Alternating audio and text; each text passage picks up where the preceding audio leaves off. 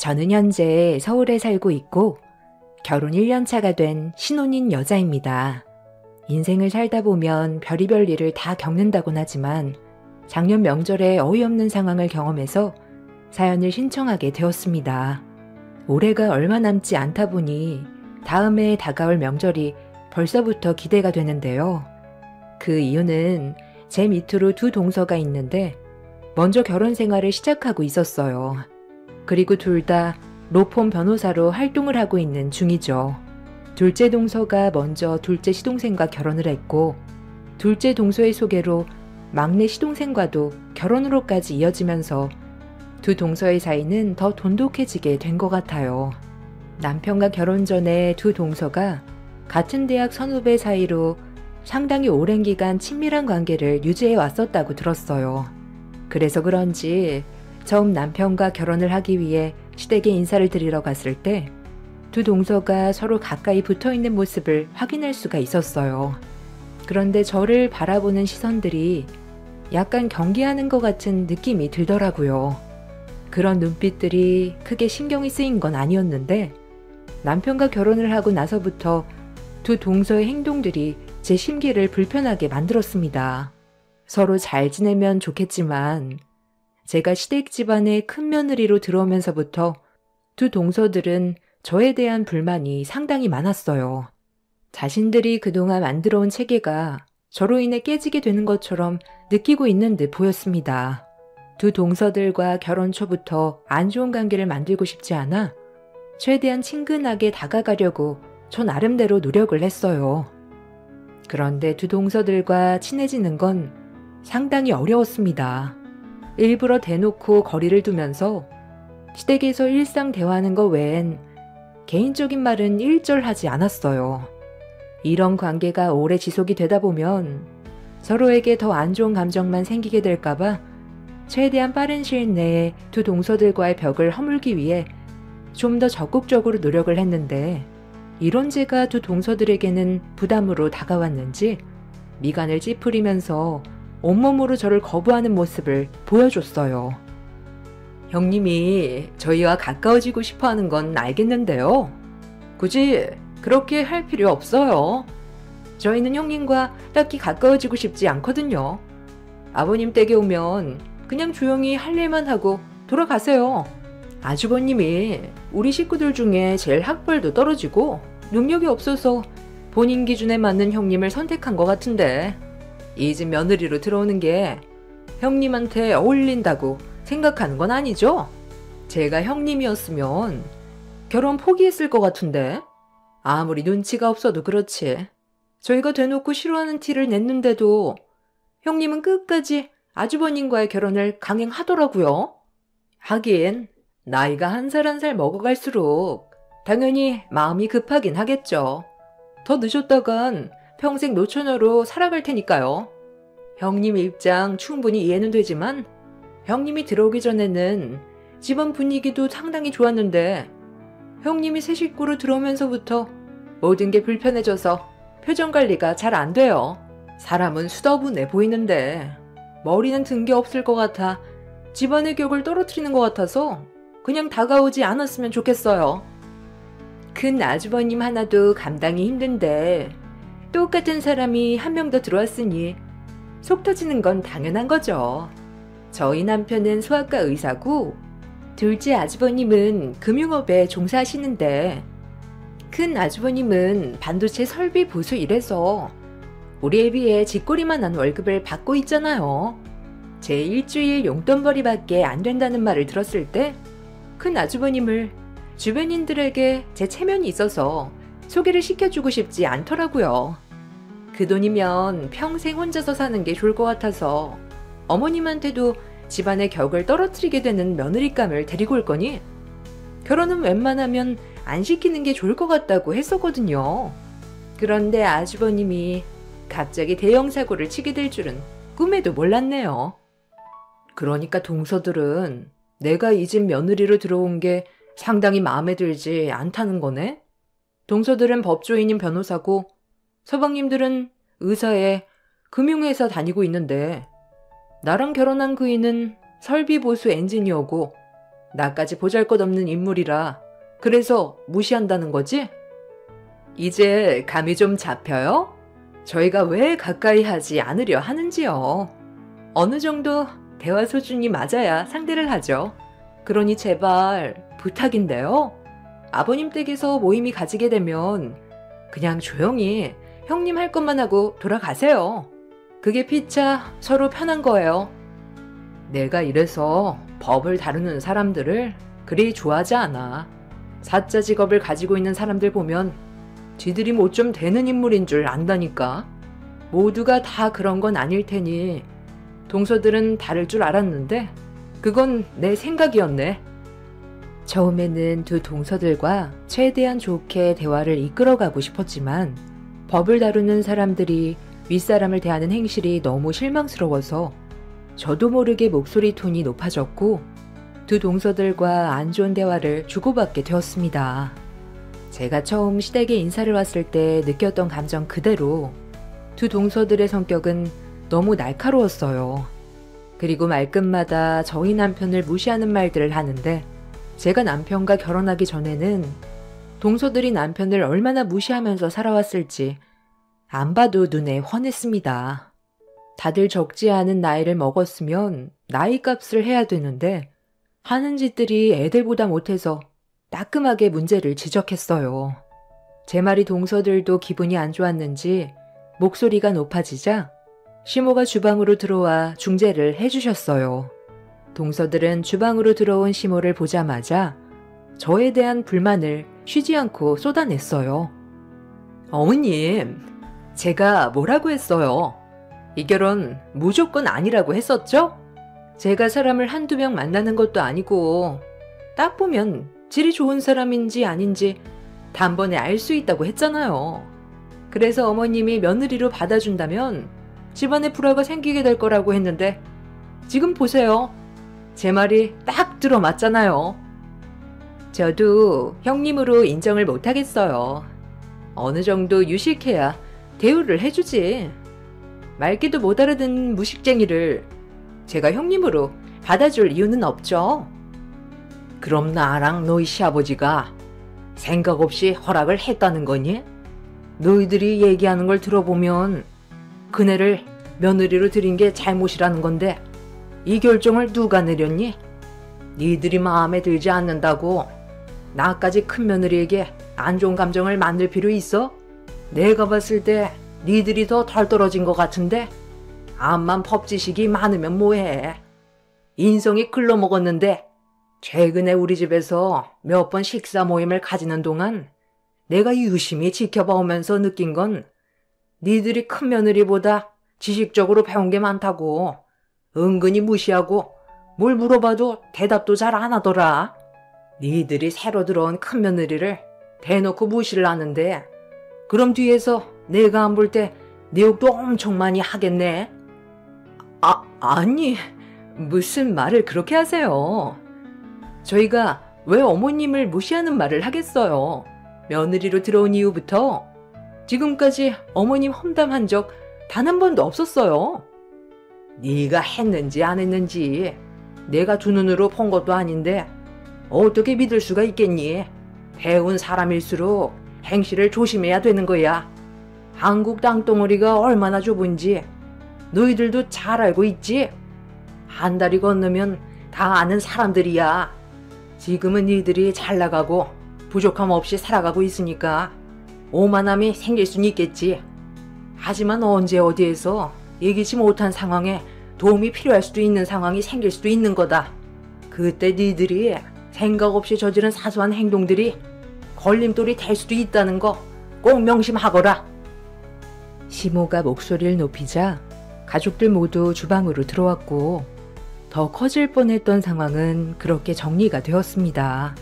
시모가 동서들 편에 서서 얘기해 주는 게 아닌 중립 위치에서 잘잘못을 따지고 들어가자 동서들은 그런 시모의 모습을 보고 기분이 많이 상했는지 표정 관리가 되지 않고 있었지만 저는 시모의 말이 100번 맞는다고 생각했어요.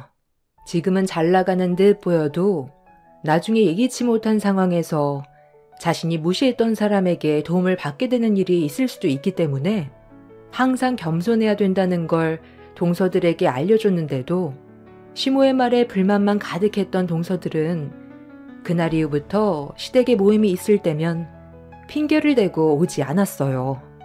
동서 둘 다 똑같은 행동을 보이게 되자 시모는 심기가 많이 불편해지셨는지 얼마 뒤 다가온 추석 명절 때 동서들의 잘못된 행실을 바로잡기 위해 엄청난 결정을 하셨습니다. 어머님, 이게 다 뭐예요? 저희 보고 이 많은 걸 다 하라고요? 매번 명절 때마다 먹을 만큼만 했지 이러게까지 하진 않았었는데 무슨 이유라도 있는 거예요? 이번에 불의한 이웃을 돕기로 마을 사람들과 한뜻을 모아 음식을 준비하기로 했으니 너희들도 좋은 일에 같이 동참해야 되지 않겠니? 명절 때마다 가족들이 없어서 혼자 외롭게 지내시는 독거노인분들을 위해 직접 음식을 준비해서 찾아뵙기로 했으니 너희들도 좋은 마음으로 음식에 신경 좀 써주면 좋겠구나. 뭐라고요? 아니 어머님, 저희가 지금 한가해서 명절날 시간 빼고 온 줄 아세요? 오늘도 올까 말까 고민하다가 한동안 찾아뵙지 못해서 어쩔 수 없이 시간 쪼개서 온 거라고요. 저는 어머님이 준비해주신 음식을 맛있게 먹고 돌아갈 생각이었지 불우이웃을 돕기 위해 음식을 만들려고 온 게 아니에요. 동서 말이 맞아요. 저희가 언제 명절 음식 준비한 적 있었어요? 저희가 오기 전에 어머님이 전부 다 준비해 주셨잖아요. 그런데 갑자기 왜 안 하던 행동을 하실까? 어머님이 이러시는 거 적응도 안 되지만 다른 사람 보는 것 같아 기분이 별로 안 좋아요. 그냥 저희 친정으로 돌아갈게요. 가족 모두가 붙어서 하기로 했는데 니들만 빠지겠다고? 그동안 오냐오냐 해줬더니 시애미 말을 아주 개똥으로 듣는구나. 당장 옷 갈아입고 나오지 못해. 아 엄마, 잠깐만요. 이럴 계획이었으면 저희한테 먼저 얘기 좀 해주지 그랬어요. 저희가 간단하게 식사만 하고 돌아갈 생각이었는데 갑자기 음식을 준비하라고 하니까 얼마나 당황스럽겠어요. 야무진 형수님 계시는데 혼자서 하시라고 하고 저희는 그만 돌아가 볼게요. 어차피 당장 먹을 음식도 없는 거잖아요. 내가 분명히 여기 있는 음식들 전부 다 같이 만들어서 불의한 이웃을 돕기로 했다고 했을 텐데 지금 장난하는 걸로 보이니? 두 번 얘기하게 하지 말고 시간 없으니까 서둘러 음식 준비해라. 다른 건 내가 할 테니 너희들은 준비되어 있는 식재료로 전만 부치면 된다. 당신 애들 데리고 일회용 용기 좀 사와봐요.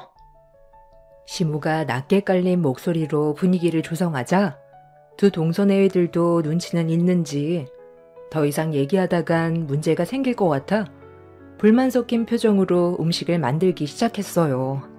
그런데 잠시 뒤 시모에게 전화 한 통이 왔고 잠깐 자리를 비워야 할 것 같다면서 금방 올 거라고 급하게 밖으로 나가셨는데 그 순간 두 동서가 들고 있던 뒤집개를 바닥으로 패대기 쳐버렸어요. 저는 두 동서를 무시하면서 묵묵히 전을 부치고 있는데 두 동서가 나누는 대화에 기분이 안 좋아지기 시작했고 참다 못한 저는 동서들에게 시모가 오기 전에 서둘러 음식을 마무리하자고 했는데 그 순간 제 기분을 상하게 만든 한마디를 듣게 되었어요. 아 진짜 정말 못해먹겠네. 아니 어머님 정말 왜 그러시는 거야? 원래 저런 성격 아니었는데 형님이 들어오면서부터 정말 이상해지셨어. 우리한테 그동안 찍소리도 못했으면서 갑자기 왜 저러시는 거야? 평소에 봉사활동을 했으면 그냥 그러려니 했겠는데 지금까지 봉사활동하는 거 한 번도 본 적이 없는데 무슨 바람이 불어서 이 많은 음식들을 전부 다 준비하라는 건지 아무리 생각해봐도 이해가 안 된다니까. 동서는 어머님 행동에 대해 이해가 돼? 동서도 납득 안 되지? 전혀 이해가 안 되죠.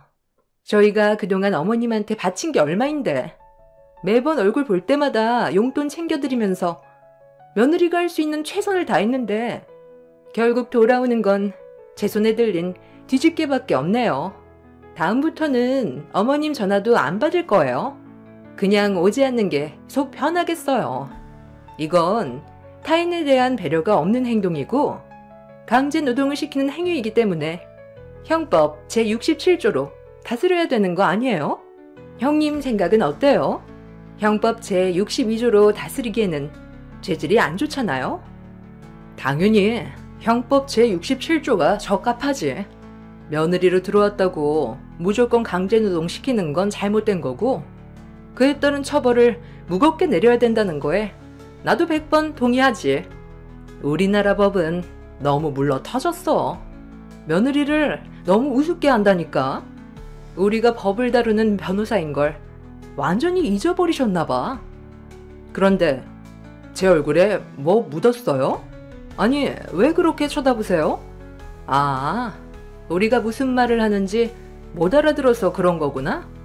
저희 법조인끼리 나누는 대화니까 형님은 그냥 조용히 전이나 붙이세요. 저희가 하는 얘기 귀 기울여봤자 형님은 어차피 알아듣지도 못해요. 무식하면 몸으로라도 때워야 어머님한테 사랑을 받지 않겠어요? 열심히 노력하는 모습이 아주 보기 좋네요. 계속 땀 흘리면서 열심히 전 붙이세요. 저희는 할 만큼 했으니 여기까지만 하고 좀 쉬어야 할 것 같네요. 동서, 우리 잠깐 바람 좀 쐬고 올까? 아유, 좋죠. 머리가 나쁘면 몸이 고생한다더니. 큰형님 인생도 참 불쌍해요. 먹고 살기 위해 사업한다고 발버둥 치는 것 같은데 입에 풀칠할 정도의 돈벌이는 되세요? 돈이 되겠니? 아무리 알고 기어봤자 우리를 어떻게 따라와. 사업을 크게 하는 것도 아니고 손바닥만하게 가게 하나로 돈벌이가 되겠어? 내가 그동안 계속 참고 있었는데 니들 도대체 뭘 믿고 그렇게 설치는 거야? 변호사가 엄청 대단한 직업인 줄 아는데 그래봤자 로펌에 소속되어 있는 직원 나부랭이 아니야? 월급 받아먹고 사는 주제에 뭐가 그렇게 잘나서 윗사람에 대한 예의는 조금 더 찾아볼 수가 없네. 정말 내가 이런 말까진 안 하려 했는데 쬐깐한 후배년들이 선배 앞에서 방금 뭐라고 그랬어?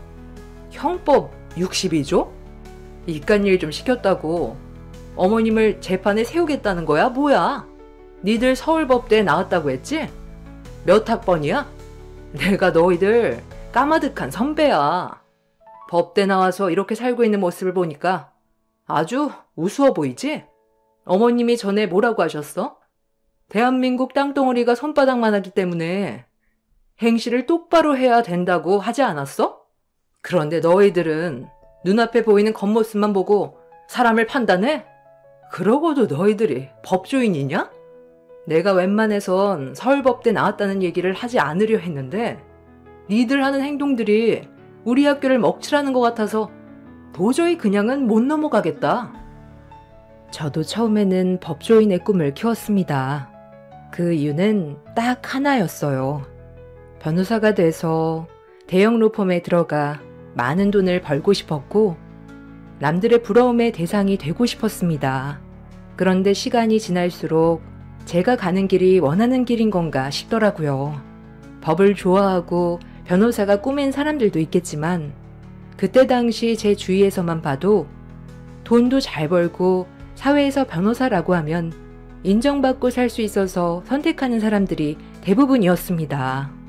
그리고 로스쿨 졸업도 하지 않은 친구들이 벌써부터 변호사 된 것 마냥 거만해져서 타인을 무시하고 법으로 상대를 누르려는 모습들을 보니 저도 나중에 그런 사람이 되어 있을까봐 두렵기도 했어요. 배우면 배울수록 저와는 맞지 않는다는 걸 느끼게 되었고 돈이 되지 않아도 하고 싶은 일을 하면서 사는 게 좋을 것 같아 대학을 졸업 후 큰 결정을 하게 되었고 가족들 모두 제가 법조인이 되지 않겠다고 하자 난리가 났었죠. 저희 집안의 유일한 희망이었고 장녀였기 때문에 저에게 거는 기대가 상당했었는데 힘들게 대학교를 졸업까지 했으면서 로스쿨에 들어가지 않겠다는 말에 부모님께서는 쓰러지셨습니다. 하지만 저는 가족이 원하는 삶을 살기보단 제가 원하는 삶을 살고 싶었어요.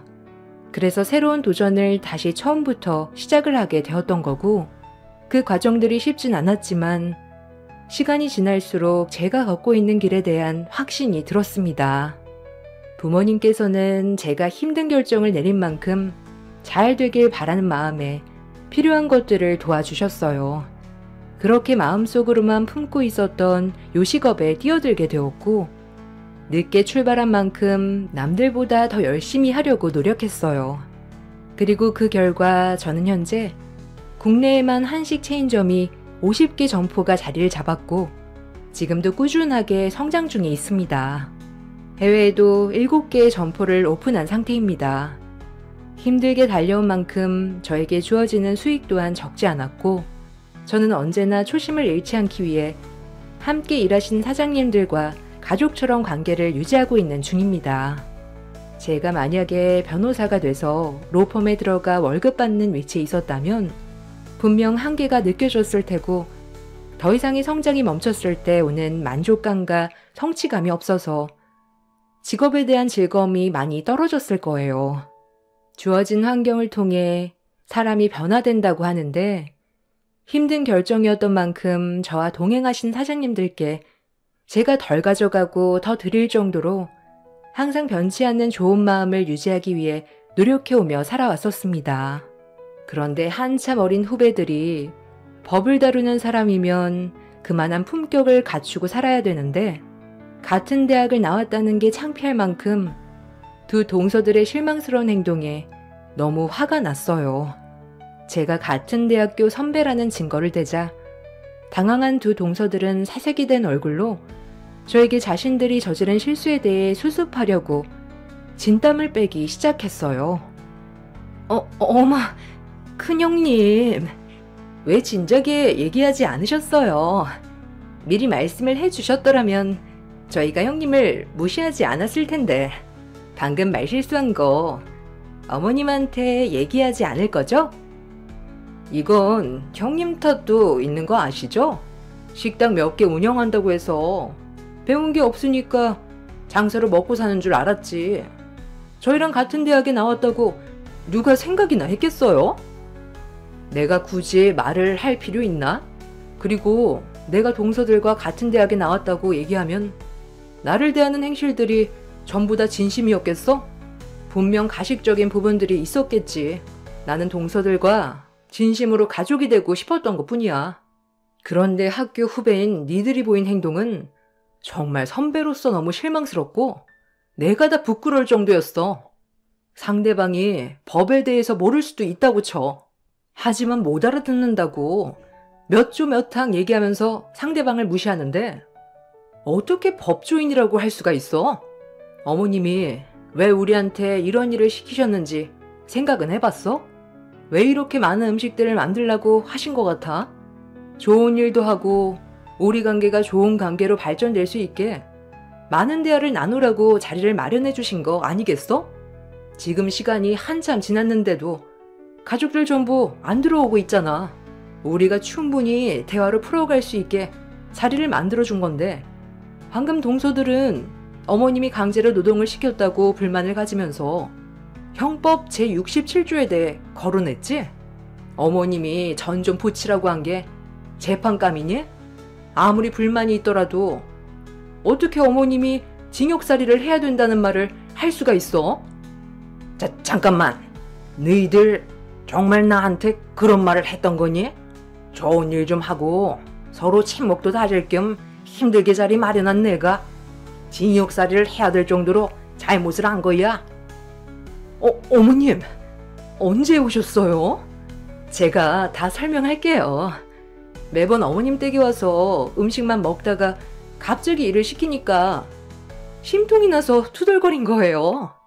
조금도 악한 감정이 들어간 건 아니었어요. 저희가 여기 있는 전 다 붙일 테니까 형님이랑 어머님은 들어가서 좀 쉬세요. 흥분 좀 가라앉으시고 쉬고 계세요. 아, 그리고 말 나온 김에 한마디 더 붙이자면 동서들이 다니고 있는 로펌에 내 대학 동문들이 꽤 많이 다니고 있거든? 며칠 전에도 전화 통화했었는데 그중 한 친구가 그 로펌 대표 아들과 곧 결혼하는 거 알지? 나랑 중학교 때부터 친구였어. 조만간 얼굴 좀 보고 얘기 좀 해야 되겠다. 동서들이 안과 밖이 많이 다른지 알고 싶어서. 동서들이 다니고 있는 로펌 회사에 제 동문이 로펌 대표 아들과 곧 결혼식을 올리기 위해 준비를 하고 있었어요. 나중에 결혼식장 가면 어차피 알게 될 거라 제 입으로 굳이 법대 나왔다는 말을 하고 싶지 않았었는데 두 동서들의 행실이 너무 안 좋아서 잘못된 버릇을 고쳐줘야 할 것 같아 어쩔 수 없이 제 입으로 말을 할 수밖에 없었습니다.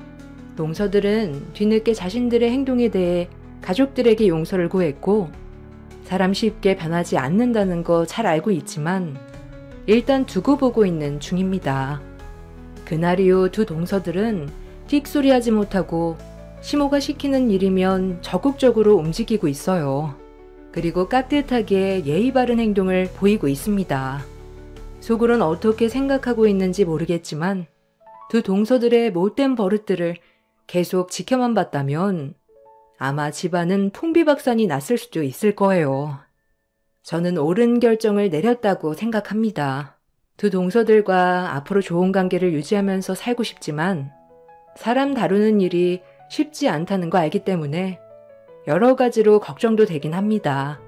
상황상 속내를 숨기고 있는 것 같긴 한데 동서들보다 잘난 사람들이 많다는 걸 알려주고 싶어요. 사람은 죽을 때까지 배워야 한다잖아요. 제 사연을 들어주신 분들께서도 분명 주변에 소위 잘 나가는 직업군을 가지신 분들이 많이 계실 텐데 오만한 사람들과는 거리를 두셨으면 좋겠어요. 그 사람들과 가까이 해봤자 이득되는 것도 없고 오히려 상처받게 되는 일이 훨씬 더 많습니다. 제 사연 들어주신 분들 날씨가 많이 추워졌는데 건강 유의하시고 오늘 하루도 힘내시길 바랍니다. 감사합니다. 안녕하세요. 저는 30대 직장인입니다. 결혼에 대해서 전에는 내 평생의 반려인을 찾는 과정이라 생각을 했었는데요. 내 마음과 그 사람의 마음이 같지 않다는 걸 요즘 많이 느끼고 있답니다. 제 얘기를 해드리려고요. 저는 양가 집안이 넉넉하지 않은 상황에서 결혼을 했어요. 도움을 받을 수 있었던 것도 아니라서 오로지 저희 힘으로 결혼을 하게 되었죠. 그러다 보니 양가 부모님께 뭘 해드리거나 혹은 받은 것도 없었는데 이상하게 결혼하고 나서 시모께서 다른 집 며느리랑 비교를 정말 많이 하셨어요. 그것 때문에 서러웠던 적이 많았습니다. 내가 저번에 동창회에 갔다 왔는데 애들이 이제 다 자기 자식들 장가 보내고 시집 보내서 그런지 다들 며느리며 사이며 엄청 자랑을 하더라고. 에휴, 나는 팔자가 그래서 그런가? 자랑할 며느리도 한 명 없고.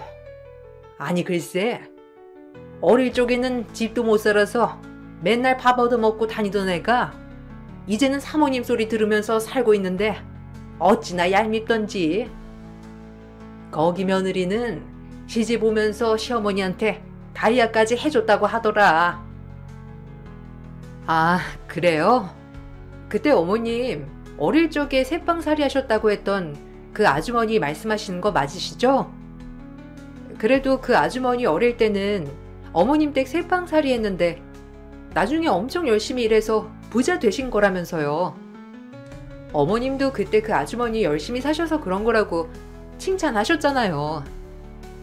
거기다가 결혼할 때 아들 장가 보내면서 건물 하나는 통으로 주게 생겼다면서 앓는 소리 하신다고 저한테 말씀하셨던 거 아니세요? 그러긴 했지.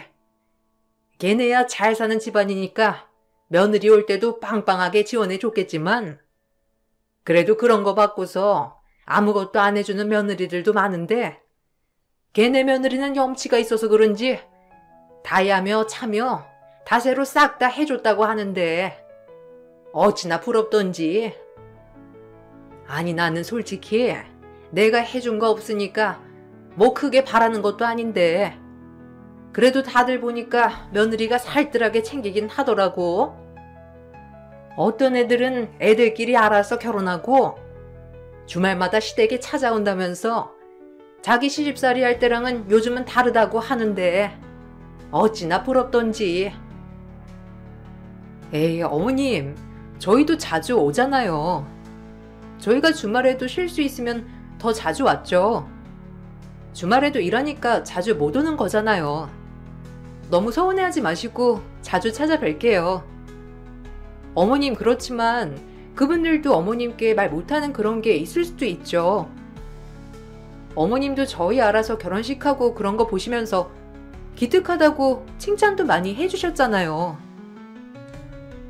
그렇긴 하지만 그냥 지금 와서 생각해보면 여러모로 생각을 잘못했나 싶기도 하고, 솔직히 우리 친구들 사이에서는 내가 제일 먼저 아들 장가 보냈는데 뭘 모르고 보내서 그런가 아쉬운 게 있어서 그렇지 뭐. 너희만 잘 살면 그게 제일 좋다마는. 결혼을 할 당시에는 저희끼리 알아서 결혼 준비도 하는 걸 보시고선 뿌듯해 하시고 좋아하셨던 시부모님께서는 점점 시간이 갈수록 다른 집 며느리들과 비교하면서 이걸 못해왔네 저걸 못해왔네 하면서 말씀을 하시곤 했어요. 그렇다고 제가 결혼하며 받았던 것이 있었던 것도 아니었는데도 불구하고 매번 볼 때마다 비교를 하시는 게 너무 속상했습니다. 뿐만 아니라 아이를 갖는 것도 매번 간섭하셨어요. 남편과 저 둘 다 월급을 받고 있었고 집부터 차까지 대출도 많았기 때문에 당장 아이를 낳는 건 힘들다 생각을 했었는데, 시부모님은 매번 볼 때마다 언제 아이를 낳을 거냐며 재촉하셨어요. 친정에서는 저희 사정을 다 알고 있었기 때문에 아이를 낳으라 마라 말 한 번 꺼내시지 않으셨지만, 시댁에서는 결혼을 하고 나서부터 언제 아이를 가질 건지 몇 명이나 낳을 건지 마치 계약을 하는 것처럼 물어보셨습니다. 너희가 이제 결혼한 지 1년이나 됐는데 아이는 슬슬 가져야 하지 않겠니? 요즘은 아무리 아이를 늦게 낳는다고들 하지만 너희도 이제 30대인데 우리 때는 30대만 돼도 노산이다 어쩐다 말들이 많았는데 요즘은 어떻게 된 게 30대 될 때까지도 아이는커녕 결혼까지 안 하니?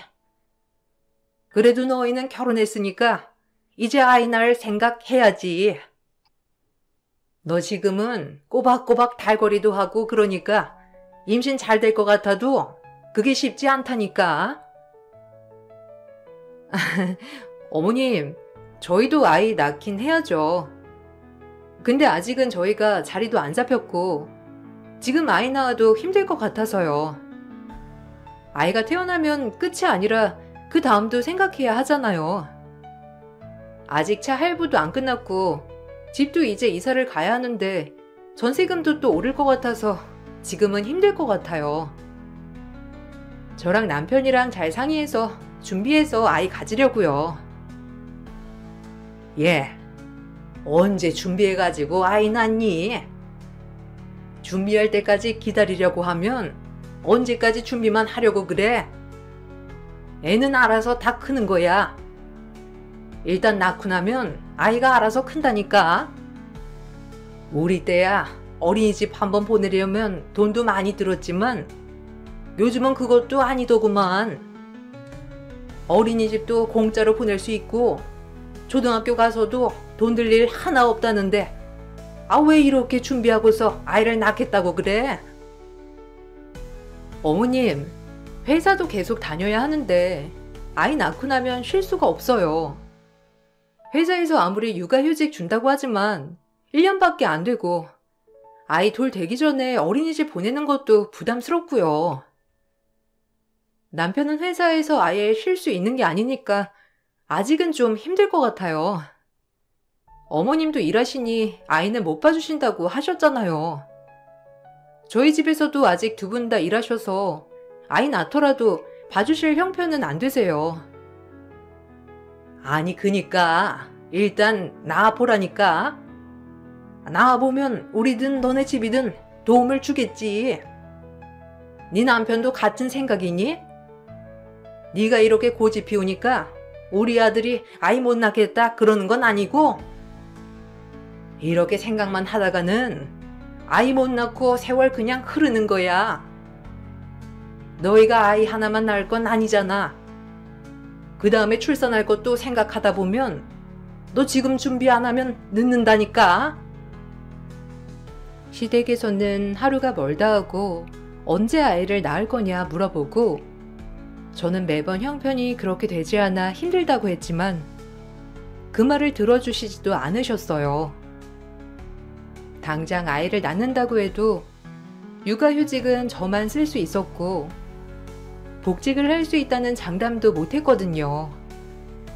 거기다가 양가 부모님이 모두 일을 하고 있는 상황에서 도움을 받을 길은 없었는데도 불구하고 시댁에서 항상 아이를 일찍 가지라고만 말씀을 하셨죠. 매번 시댁에 가서는 시부모님도 모두 저에게만 말을 하시는 탓에 스트레스는 저만 받았어요. 남편이랑 이런 얘기를 하면서도 자주 다퉜습니다. 남편은 마치 다른 사람 고민을 얘기하는 것처럼 대수롭지 않게 말했죠. 어른들이야 그냥 하는 말이지. 거기다 대고 이러니 저러니 왜 말을 해서 스트레스를 받아? 그냥 내내 하고 넘어가면 되잖아. 안 그래도 엄마랑 아빠가 결혼하고 나서 소식 없길래 궁금해서 물어보시는 거야.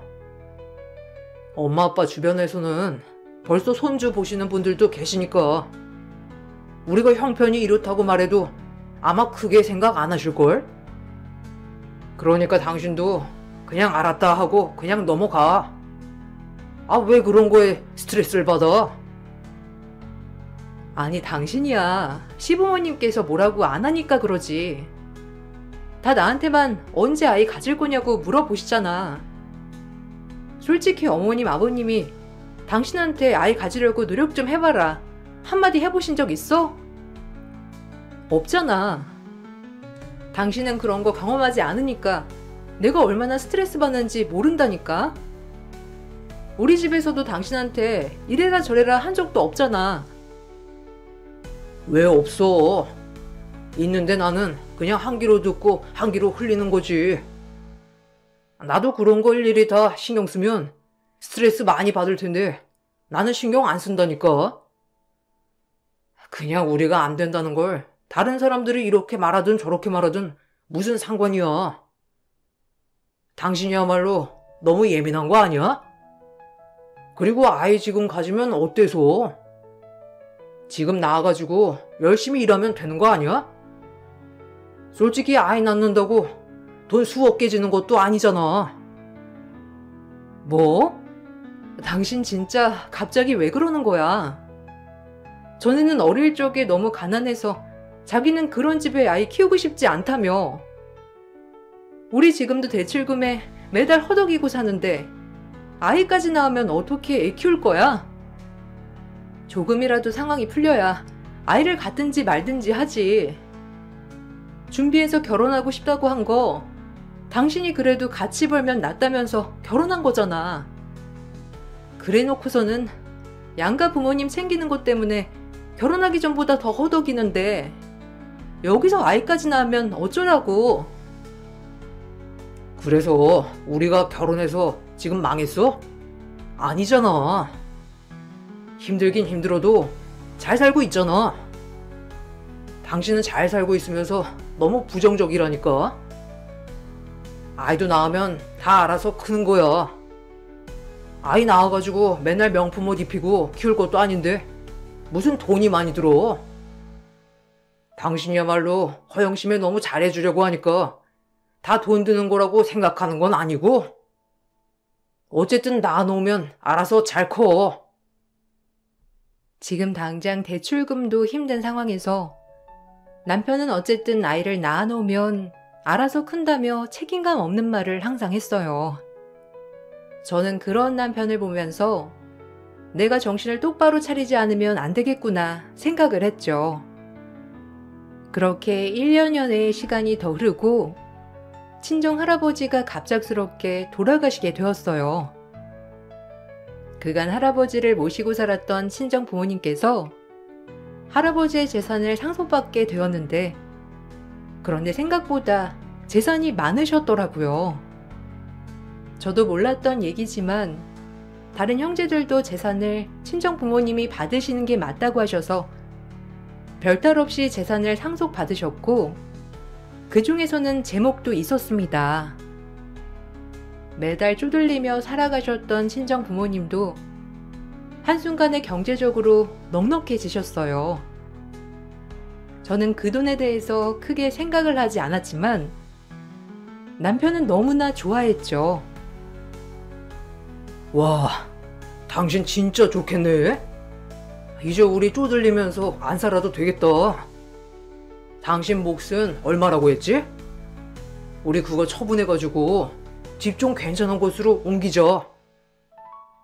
안 그래도 매달 대출금 갚느라고 힘들었는데 진짜 잘 됐다. 하늘에서 우리 살라고 도와주시는가 보다. 그지? 어머님 아버님은 뭐라고 하셔? 이번에 재산들 다 처분하신대? 어떻게 하시고 싶으시대? 그래도 사인 내가 가서 좀 거들어 드려야 하는 거 아니야? 됐어. 당신이 가가지고 뭐래. 엄마 아빠도 그 재산 다 받으실 건 아니시라고 하셨어. 형제들 다 공평하게 나눌 거고 엄마랑 아빠도 별로 욕심은 없으셔. 알고 계셨던 재산도 아니고 전혀 모르고 있으셨던 재산이라 어떻게 해야 할지 아직 고민이신 것 같아. 혹시라도 이렇게 안 알려진 재산도 있지만 빚도 있을까 아직은 당장 처분하시기는 힘드신 것 같아. 에이, 그래도 빚은 없으시겠지. 다 조회해 본 거 아니야? 그리고 다른 친척분들이 다 동의했다며. 평생 할아버지, 장인 장모님께서 모시고 살았으니 돌아가시고 나서 재산 물려받는 거 다 동의했다는데 무슨 고민을 하셔? 당신이 가가지고 그거 그냥 다 받으시라고 옆에서 말씀드려. 아니면 내가 가서 장모님이랑 장인어른한테 말해볼까? 그거 그냥 다 받아도 괜찮다고. 그걸 왜 우리가 가서 말해? 엄마 아빠가 알아서 할 일이야. 우리가 관여할 건 없어. 그리고 내 몫으로 재산 올지 말지도 모르는 거고. 받아도 되는 건지 나도 모르겠고. 그동안 그렇게 쪼들리면서 살았는데 갑자기 할아버지 재산이 엄청나게 있다는 게 말이 안 되는 거야. 뭔가 아직 정리 안 된 게 있을 것 같아서 함부로 받겠다 하지 못하고 있어. 아니, 뭔가 빚이 있으면 돌아가셨을 때 누군가 와서 이거 갚아라 저거 갚아라 했겠지. 받아도 될지 말지가 아니라 받아야지. 당신 그거 안 받는다고 하면 안 되는 거야. 할아버지가 그래도 당신 몫으로 남겨두신 거라며. 유언도 다 해주셨다는데 그걸 왜 안 받겠다고 하는지 나는 이해가 안 되네. 할아버지의 숨겨둔 재산에 대한 얘기가 나오자 남편은 저보다 훨씬 더 좋아했어요. 저희 집에서는 혹시라도 이 재산을 받으면 숨겨진 채무까지 다 받아야 하니 그 부분에 대해서 고민을 많이 했었는데, 남편은 이미 재산도 드러났는데 채무까지 다 밝혀진 거 아니겠냐며 무조건 받아야 한다고 했죠. 부모님 앞으로 우선 상속받은 재산을 정리를 해두고 어떻게 처리를 할지 고민을 하고 있었는데, 그 뒤부터 남편이 갑자기 사업 타령을 하기 시작했어요. 그동안 한 번도 사업을 하겠다 나서보지 않았던 남편이라 갑자기 왜 그런가 싶었는데, 유산으로 받은 걸 생각하고선 사업을 하겠다고 한 거였죠. 내가 진짜 좋은 아이템이 있어서 그래. 그동안 월급쟁이라 사업 도전하는 것도 너무 부담스럽고, 솔직히 우리 결혼하면서 모아둔 돈도 많이 썼고, 이제는 한 가정의 가장이니까 함부로 돈 쓰면 안 되니 그동안 참아왔는데, 이제는 사업 도전해도 괜찮지 않겠어? 우리가 이제 앞으로 아이 낳을 것도 생각해야 하는데 언제까지 월급만 받고 생활을 해? 사업해서 대박을 쳐야 그래도 살만해지겠지. 갑자기 왜? 당신 사업에 대해서는 한 번도 생각 안 해본 거 아니었어? 전에도 지인들이 같이 사업하자고 해도 당신 사업 자금 없는데 어떻게 시작하냐면서 그때도 안 된다고 거절했잖아. 근데 갑자기 무슨 돈으로 사업을 하겠다고 하는 거야? 설마 당신 나 유산 상속받을 거라는 거 그거 가지고 사업하겠다고 지금 말하는 거야? 그거 지금 정리도 안 됐고 아직 받을지도 모르겠어. 여보, 아무리 그래도 우리 살기는 살아야 하지 않겠소? 당신이 그 유산만 받으면 우리 지금보다 훨씬 편안하게 살 수 있어. 장모님이며 장인어른도 상속해 준다고 하는데 왜 당신이 안 받겠다고 난리야? 이미 다 정리된 거 아니야? 그리고 그 돈이 왜 우리한테 왔겠소? 앞으로도 열심히 살라는 뜻으로 할아버지가 남겨주셨겠지. 당신 그렇게 생각하면 되는 거잖아. 아니, 그 돈을 지금 당장 받았던 것도 아니고 그리고 그걸로 왜 사업을 해? 우리 멀쩡히 다니고 있는 회사도 있는데 갑자기 무슨 사업을 하겠다는 거야? 당신 지금까지 사업 한 번도 해본 적 없잖아. 지금 하고 싶다는 사업도 당신이 지금까지 하던 일이랑은 전혀 다른 일인데 왜 일만 벌이려고 하는 거냐고. 사업하려거든 그거 당신이 직접 일해보고 배워보고 그 다음에 생각해. 아니, 돈이 있는데 왜 사업을 못하게 하는 거야? 일해보고 배워보고 하는 건 그만큼 자신 없고 돈도 없는 사람들만 그러는 거야. 우리는 돈도 있는데 왜 사업을 시작을 못하냐고. 당신이야말로 진짜 이상하다. 내가 그 돈 다 쓰겠다고 하는 거야? 그냥 사업 자금으로 잠깐 빌려서 쓴다는 거지. 잠깐 쓰고 사업 잘 되면 다시 갚아주면 되는 거잖아. 남편은 유산을 받게 되자 갑자기 사업을 하겠다고 나서기 시작했어요. 갑작스러운 남편의 말에 정말 당황스러웠지만 평소에 사업을 하겠다고 했던 사람도 아니었고 하고 싶다던 사업도 원래 하던 일도 아니었기 때문에 반대를 하게 되었죠. 그랬더니 어느 순간부터 시댁 식구들이 다 나서서 사업을 시켜주라며 저를 압박하기 시작했어요. 어느 날은 시모가 급하다며 저를 불렀던 날이 있었어요. 가보니 시모 지인분들이 다 같이 모여 계셨죠. 처음에는 웬일로 불렀나 싶었는데 시모가 하는 얘기를 듣고서는 기가 막혔어요. 어머, 우리 며느리 왔네. 아니, 저번부터 우리 친구들이 너 너무 궁금하다고 하길래 불렀어. 괜찮지? 우리 이제 자리 금방 마무리됐는데 안 그래도 너랑 할 얘기도 있고 그래가지고 같이 집에 나갈까 싶어서. 내가 얘기했지? 우리 며느리 이제 유산 받아가지고 그걸로 사업 시작하겠다고 해서 우리 집에 가서 사업 얘기도 좀 하고 그러려고. 아우, 예, 며느리가 사업 자금도 대주고 진짜 좋겠다. 아유, 나는 언제 저런 며느리 볼까? 안 그래도 얘가 며느리가 이제 유산 많이 받아서 사업 시작하기로 했다면서 엄청 얘기를 하길래 진짜인지 아닌지 궁금했는데 여기서 이렇게 말하니까 진짜인 것 같네. 결혼할 때는 아무것도 안 가지고 와서 얘가 엄청 속상해했거든. 아유, 그 얘기를 왜 여기서 해? 우리 며느리 들으면 속상하게. 그래도 이렇게 유산 정리해가지고 사업자금으로 준다고 하니까 이렇게 기특한 며느리가 어디 있니? 그렇지? 아들이 우리 집안 살려보려고 저렇게 아등바등 노력하는데 옆에서 보기에도 안쓰러워서 그랬겠지. 우리가 나중에 잘 되면 너희들한테도 한턱 크게 쏠게. 그렇게 알아. 아차차. 우리 이제 가서 얘기 좀 해야 돼가지고 나 먼저 가봐야 되겠다. 시모는 시모 지인분들이 있는 자리에서 제가 사업자금을 내주는 것으로 완전히 못을 박아 버렸습니다. 저는 너무나 황당했죠.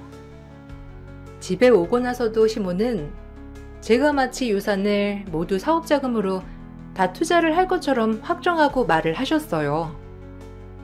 그런 말조차 한 적이 없었는데 시댁에서는 제가 유산을 받는다는 것도 남편이 그 유산으로 사업을 하고 싶어 한다는 것도 다 알고 계셨죠. 이것 때문에 남편과도 정말 많이 다퉜어요. 그렇지만 남편은 악의 없이 그저 자랑을 하고 싶어서 한 말이었다면서 저를 예민한 사람으로 취급을 했습니다. 유산 때문에 계속해서 남편과 갈등이 생기자 전 유산을 안 받겠다고 선언을 했어요. 그랬더니 남편은 그다음부터 태도를 바꾸더라고요.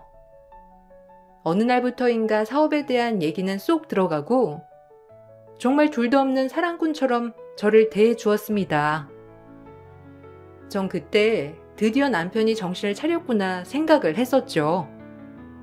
원래는 제가 퇴근하고 집에 갈 때까지 저녁을 차리긴커녕 야근하며 먹고 온 날도 제가 저녁밥을 차려주길 기다렸던 남편이 어느 순간부터 저녁상을 차리고 기다리기 시작했어요.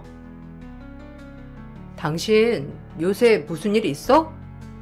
매번 집에 오면 저녁상 차리기 바빴던 것 같은데 요즘은 당신이 맨날 저녁 준비하고 있잖아. 주말마다 친구들이랑 술 마시러 나간다, 약속이 있다 하던 사람이 갑자기 주말에 여행 가자고도 하고 무슨 일 있어? 혹시 나한테 하고 싶은 말 있어서 그래? 무슨 얘긴지 솔직하게 말해봐. 내가 다 들어줄 테니까. 무슨 일은 그냥 당신 고생하니까 내가 잘하려고 하는 거지. 이번 주말에도 당신 나랑 캠핑 가는 거 잊지 않았지? 생각해보니까 우리가 결혼한 지 벌써 5년이나 지나가고 있는데 당신이랑 뭐 제대로 된 추억 하나 남긴 거 없는 것 같아가지고 나중에 아이 낳으면 지금처럼 가족들이랑 같이 있어야 할 시간도 훨씬 많아질 텐데 지금부터 연습도 하고 준비도 해야지. 내가 철이 없었어. 오, 웬일이야? 당신 매 주말마다 친구들이랑 놀아야 한다고 나가기 바빴잖아. 벌써부터 아빠 되려고 준비하는 거야? 요즘같이 이렇게 잘해주면 너무 행복할 것 같아. 근데 갑자기 왜 이렇게 잘해줘? 나는 처음에 당신이 뭘 잘못해서 그런가 했잖아. 근데 그런 건 아닌 것 같고 요즘 사업하고 싶다고도 안 하고 왜 그러는 거야? 뭘 왜 그래? 그냥 철 든 거지. 그래서 말인데 우리 아이 좀 일찍 가지는 건 어떻게 생각해? 솔직히 우리 조금만 더 있으면 30대 후반이야. 그때 돼서 아이 가지려고 하면 솔직히 애 클 때까지 일할 생각하니 너무 막막해서 그래. 우리가 자리 잡는 것도 중요하지만 나중에 아이 태어나고 나서 아이 키울 것도 생각해야지. 그래도 지금부터 슬슬 준비하는 게 낫지 않을까 싶어서. 그건 어떻게 생각해? 갑자기 아이라니? 우리 그래도 5년은 더 있다가 준비하기로 한 거 아니었어? 하긴 요즘 같은 생각에는 아이 낳아도 괜찮겠다 싶긴 해. 우리도 열심히 일했고 어느 정도 자리도 잡고 있고 솔직히 작년까지만 하더라도 아이 낳아도 될까 걱정 많았는데 요즘은 생각이 좀 바뀌긴 하는데 당신 아이 갖고 싶어서 지금껏 이렇게 노력한 거야? 그래. 당신이랑 이제는 우리 아이 생각을 해야 할 것 같아서. 장모님 장인어른도 말씀을 안 하시지만 얼른 손주 보고 싶으실 거 아니야. 하나밖에 없는 딸 결혼했는데 안 그렇게 생각하시겠어? 저번에 안 그래도 장모님이랑 장인어른 뵈러 잠깐 갔었는데 슬쩍 여쭤보니까 그렇게 말씀해 주시더라고. 그래서 나도 생각을 좀 바꾸기로 했지. 당신도 잘 생각해봐. 그때 남편은 아이를 갖고 싶은 생각이 있었고 자신이 더 노력할 테니 아이를 갖자는 얘기도 했어요. 저한테 말도 안 하고 친정집에도 갔다 왔다고 하는 걸 듣고 나서 보니 남편이 정말로 아이를 갖고 싶구나 생각을 했었습니다. 그렇지만 일시적으로 남편이 노력하는 것이라면 고민이 될 수밖에 없었어요. 그런데 남편은 꾸준히 저에게 잘해주더라고요. 명절날에도 남편은 친정에 먼저 가자고 해서 친정에 일찍 갔다 왔습니다. 매 명절 때마다 시댁에서 하루 있다 그 다음날 왔었기 때문에 엄마 아빠가 정말 너무 좋아하셨어요. 아유, 우리 딸 명절에 얼마 만에 얼굴 보는지 모르겠네. 사실 말은 안 했지만 매년마다 우리 딸이랑 항상 함께 있었는데 매번 명절 다음날에 오니까 서운한 마음도 들었거든. 이렇게 명절 아침부터 딸아이 얼굴 보니 참 기쁘기도 하고 그러네. 우리 강서방 정말 고마워. 아무리 시대가 바뀌었다곤 하지만 우리 시대에서는 허락하기 쉬운 일이 아니거든. 사돈께도 감사하다고 전해드리고. 네, 장모님. 앞으로는 이렇게 해야죠. 저희부터는 저희 집이랑 그렇게 매 명절마다 돌아가면서 먼저 갈 거니까 이제 적응하세요. 생각해보니까 저희 집도 제가 장남이라 엄마 아빠가 먼저 오길 바라시지만 아내는 외동딸인데 얼마나 보고 싶으셨겠어요. 제가 생각을 해보니 이렇게 하는 게 맞는 것 같아요. 다음에 저희 아이랑 같이 오면 장모님 장인어른께서 더 좋으시겠죠? 어머, 그러네. 우리 손주까지 같이 오면 우리가 더 기쁘지, 안 그러니? 그래, 강서방은 요즘 잘 지내고 있지? 저번에 와서 힘들다고 얘기해서 우리가 얼마나 걱정이 많았는지 몰라. 생각해보니 너희 결혼할 때는 우리가 뭐 하나 해준 것도 없고 얼마나 힘들게 결혼했어. 우리가 이렇게 많이 풀렸는데도 도와주지도 못하고 생각이 짧았어. 그치? 아유, 아니에요. 제가 저번에 별소리를 다 하고 갔네요. 장모님 장인어른 걱정하시라고 했던 말은 아니었는데 그래도 이렇게 생각을 해주시니 저는 너무나 기쁩니다. 와이프랑 앞으로 더 잘 지내려고요. 이렇게 명절에 먼저 방문하는 것도 앞으로 더 잘 지내기 위한 시작이라고 생각해 주시면 감사할 것 같습니다.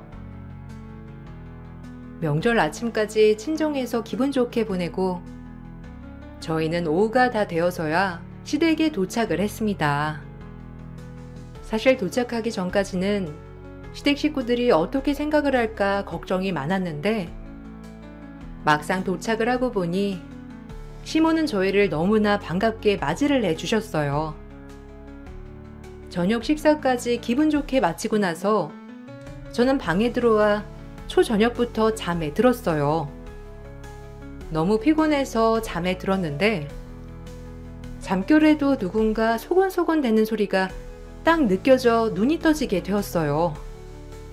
말소리는 거실에서 들려왔습니다. 바로 시모와 남편이었죠. 엄마, 좀만 참아. 이렇게 하는 것도 몇 년이야. 몇 년만 고생하면 그 다음부터는 편하게 살 텐데 이것조차 못 참겠어? 다 우리 미래를 위해서 하는 일이니까 엄마도 조금만 참으셔. 나라고 좋아서 이러는 거 아니라니까. 이렇게 마음 놓이게 해야 완전히 내 편을 만들지. 내 편 만들기가 어디 쉬워? 앞에서 얼굴 붉히지 말고 1, 2년만 참으면 다 끝나는 거야. 아유, 내가 열불이 터져가지고 오늘 나 얼굴 찌푸리진 않았지? 그래, 그 집에 먼저 가니 거기 부모들은 어쩌디? 좋아하디? 에휴, 나는 굳이 이렇게까지 해야 하나 싶다.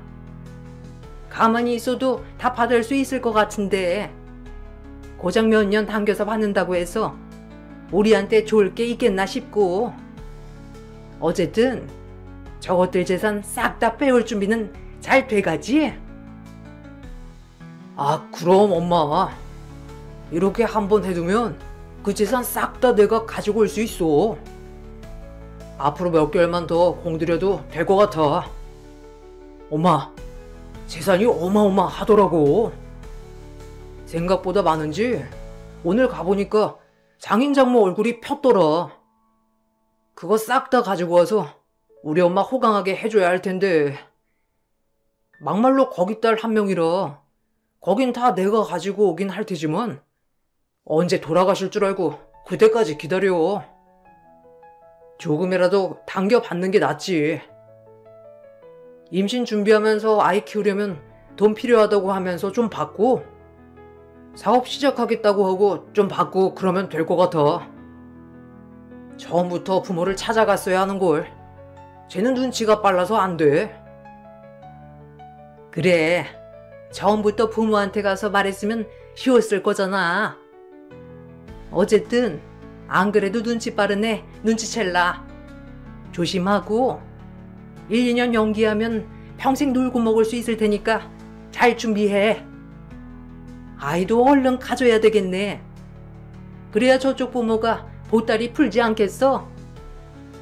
자기 딸 자식 거지처럼 사는 거 누가 바라겠냐고. 너는 제가 끝까지 모르게만 잘 숨기면 되는 거야. 전 시모와 남편이 하는 얘기를 듣고서는 경악을 할 수밖에 없었어요. 알고 봤더니 남편은 유산으로 받은 재산을 어떻게든 받으려고 공들이고 있었던 거였어요. 저한테 말하지 않고 친정 부모님한테 갔던 것도 벌이가 시원치 않아 아이를 낳고 싶지만 그럴 수 없다면서 하소연을 하려고 갔던 것이었어요. 엄마 아빠는 경제적인 여건 때문에 제가 아이를 갖고 싶지만 그러지 못하는 거라 생각해 남편에게 임신하면 모든 생활을 지원해 주겠다고 하셨던 거였어요. 그러면서 제가 알게 되면 자존심 상해하니 비밀로 하자며 경제적 지원을 약속받고는 저에게는 숨기기로 한 것이었어요. 그러면서 뒤로는 저와 다투면서 했던 대화 내용들을 모두 녹음하고 메시지도 다 저장을 해두고 있었습니다. 이대로 있다가는 친정집 재산은 물론이거니와 나중에 이혼을 하게 되면 모두 제 탓으로 돌릴 수 있겠다 싶어 저도 연기를 하기로 결심을 했어요. 남편에게는 아무 말도 하지 않았다가 어느 정도 일이 진전되었을 때 전 바로 터뜨렸습니다. 남편은 이미 재산을 받을 것이라 확신하고 여기저기 투자를 받고 다니기 시작했어요. 그때 전 남편에게 유산을 못 받게 되었다 말을 꺼냈죠.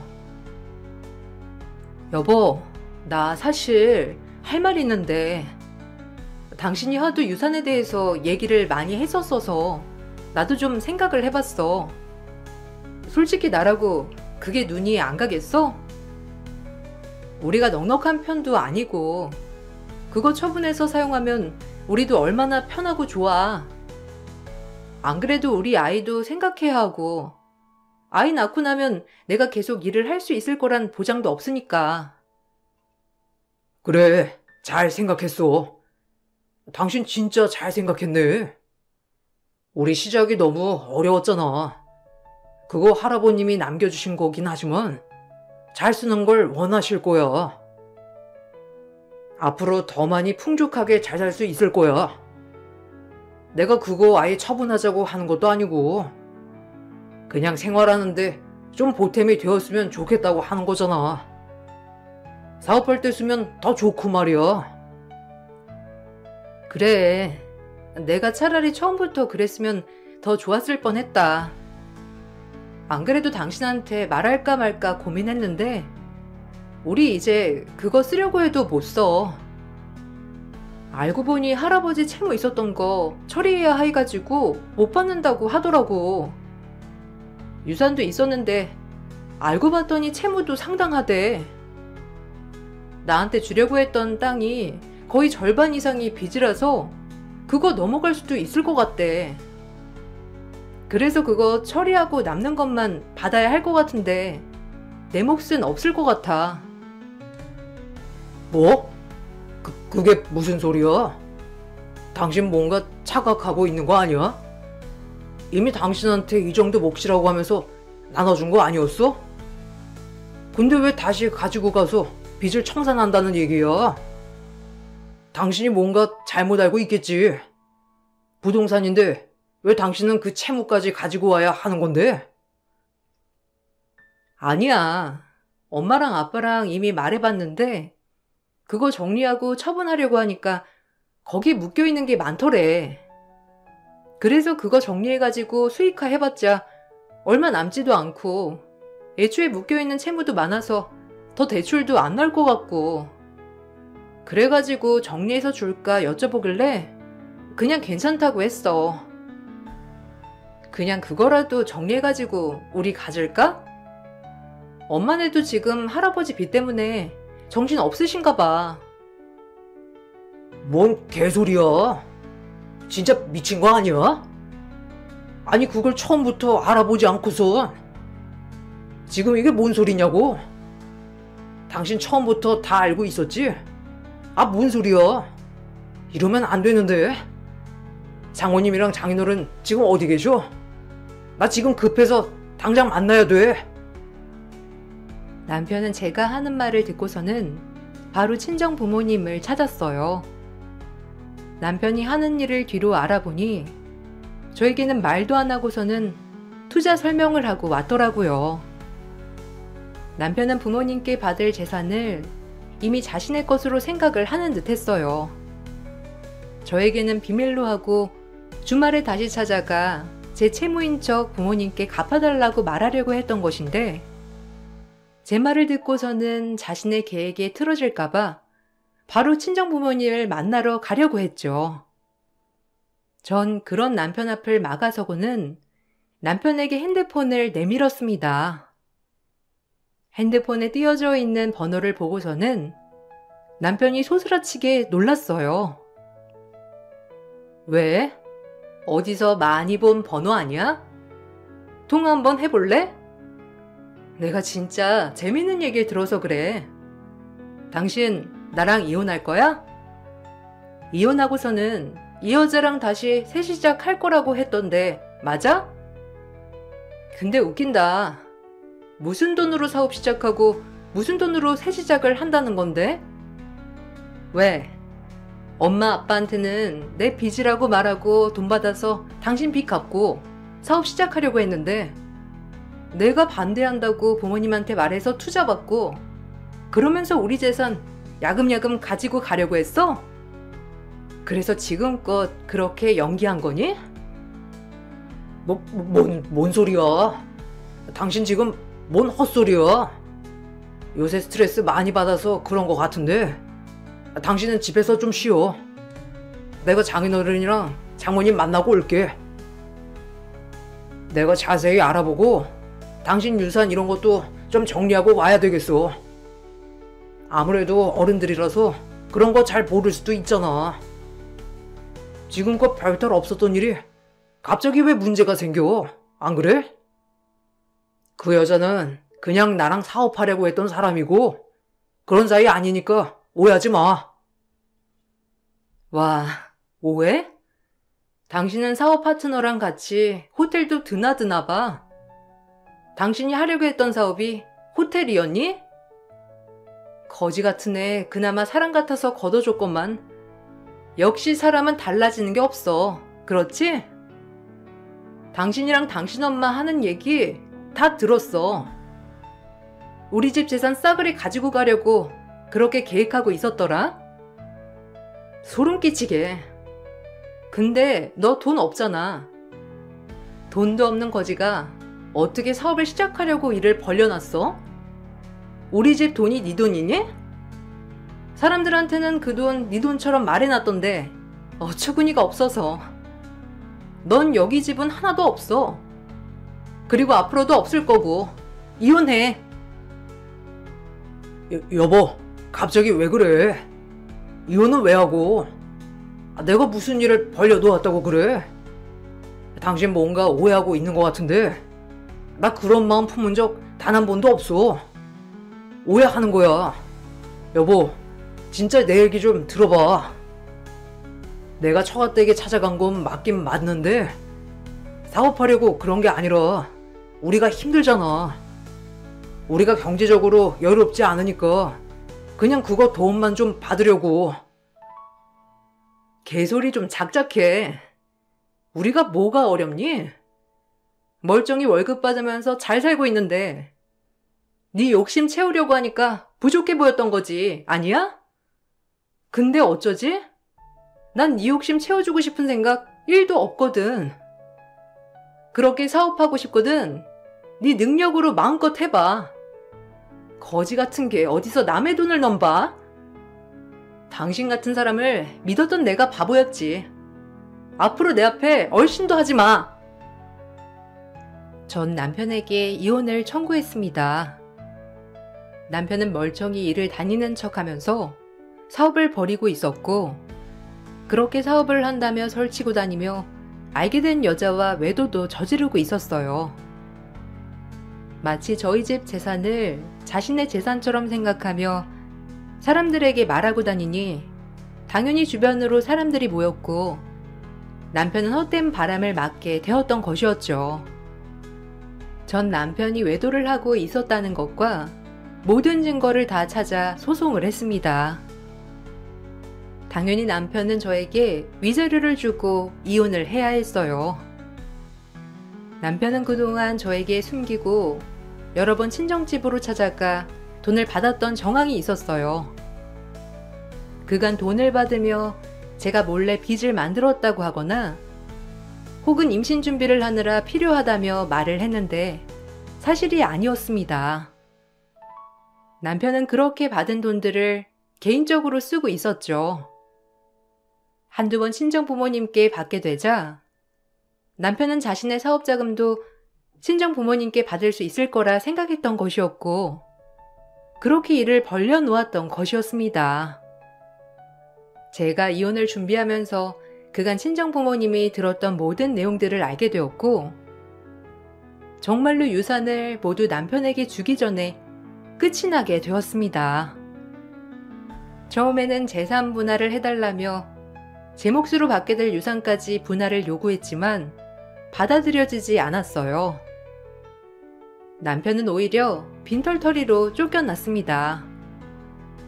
남편은 유산을 받을 거라는 말만 믿고 사업을 벌려놓았는데 돈이 없었으니 사업 시작도 하지 못했고 사기죄로 고소까지 당했다고 하더라고요.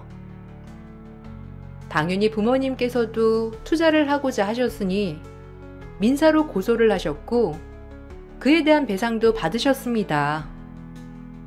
그렇게 저희 집 재산을 모두 가로채려고 했던 남편은 결국 형사 고소로 처벌을 받게 되었고 그 뒷감당은 시댁에까지 미치게 되었다고 해요. 며느리 유산으로 인생이 펴질 거라 생각했는데 욕심 때문에 오히려 빚이 더 늘어나게 되었고 남편뿐만 아니라 시댁 식구들 모두 투잡까지 뛰어가며 채무를 갚느라 정신없다고 하더라고요. 전 이혼을 하고 친정으로 들어가 살고 있어요.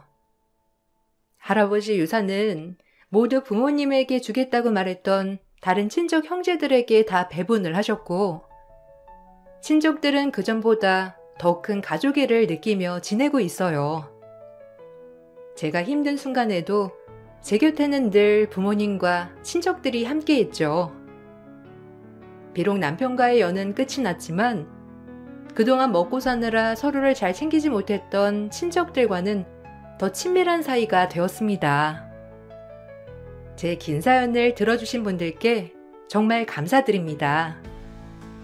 돈보다 더 소중한 것이 있다는 걸 이번 기회로 배우게 되었던 것 같아요. 여러분들도 내 인생에 귀중한 것은 무엇일까 생각해 보시면 좋을 것 같네요. 감사합니다. 안녕하세요. 대구에 살고 있고 제2의 인생을 살고 있다고 자부할 수 있는 30대 후반 여성입니다. 학창 시절에 나름 공부를 열심히 했다고 생각했는데 성적이 모자라서 전문대를 가게 되었어요. 전문대를 졸업하고 그래도 남들보다 빨리 취직을 하게 됐어요. 뷰티학과를 나왔기 때문에 졸업 후 M사 브랜드에서 메이크업 아티스트를 시작하게 되었어요. 전공이 뷰티 쪽이기도 했고 나름 전문대도 괜찮았기 때문에 제 학벌에 대해 전혀 문제가 되진 않는다고 생각했어요. 남들보다 더 빠른 진급을 위해 열정적으로 일했고 막내 아티스트부터 시작하여 손에 물 마를 날 없이 정말 모든 걸 다 바쳐서 일을 했죠. 제 노력이 헛되지 않게 브랜드 자체 내에서 인정도 많이 받았고 주변 동료들과 선임들에게도 신뢰를 받고 있었어요. 한참 일을 하면서 남편을 소개받게 되었고 어린 나이였지만 결혼을 준비하게 되었습니다. 일반 회사를 다니는 남편의 어머님은 결혼하기 전부터 겉모습이 화려하고 백화점 브랜드에서 일을 하고 있다는 것을 못마땅하게 생각하는 것 같았어요. 화장이 너무 진한 거 아니니? 아무리 네가 메이크업을 한다고 하지만 요즘 사람들이 그런 거 알아주기나 해. 그래도 여자는 뭐니 뭐니 해도 사무실에 앉아서 일하는 사자 직업이 최고인데 어쩌다 웬 생뚱맞게 우리 아들이 코를 깨었담? 네? 코를 깨었다뇨? 무슨 말씀을 그렇게 하세요? 어머님이 몰라서 그러는데 요즘 메이크업 아티스트의 전망이 얼마나 높은데요. 아무래도 결혼하고 애를 낳다 보면 사무직도 그렇게 오래 할 수 없는 직업이라고 생각해요. 그러니 걱정 마세요. 네 걱정을 하는 게 아니라 우리 아들을 걱정하는 거야. 그거 버리는 제대로 되는 거니? 고생만 된통하다 끝나는 거 아니야? 에이, 요샌 안 그래요, 엄마. 얼마나 전문직인데. 그래도 윤지가 일하는 분야에서는 되게 알아주나 봐. 걱정 놓으셔요. 너한테 피해 안 간다고 하면 괜찮은데 너한테 피해 갈까봐 그러지. 요즘에 어디 이상한 여자애들이 한둘인 줄 알아? 남편이 시어머니에게 걱정을 놓으라고 하니 그제 아무 말도 안 하시더라고요. 처음부터 저를 탐탁치 않아 하시는 시어머니였지만 그래도 옆에서 제가 일하는 것도 보여드리고 남편과 잘 사는 모습을 보여드리면 될 것 같다는 생각을 하게 되었어요. 그렇게 결혼을 진행하게 되었고 처음엔 문제가 되지 않았지만 시어머니는 제가 벌이가 얼마인 줄도 모르면서 늘 제 남편이 조금이라도 저 때문에 손해를 볼까봐 전전긍긍 하더군요. 이런 부분에 있어서 스트레스를 받기 시작하였어요. 너 이번 달 월급 얼마 받았냐? 그리고 관리비랑 생활비 얼마인지 다 말해봐. 그거 우리 효섭이가 관리하는 거 맞지? 아니요. 월급은 각자 관리해요. 공동생활비 내고 거기서 관리비랑 이것저것 생활비 하는 거고요. 왜 그러시는 건데요?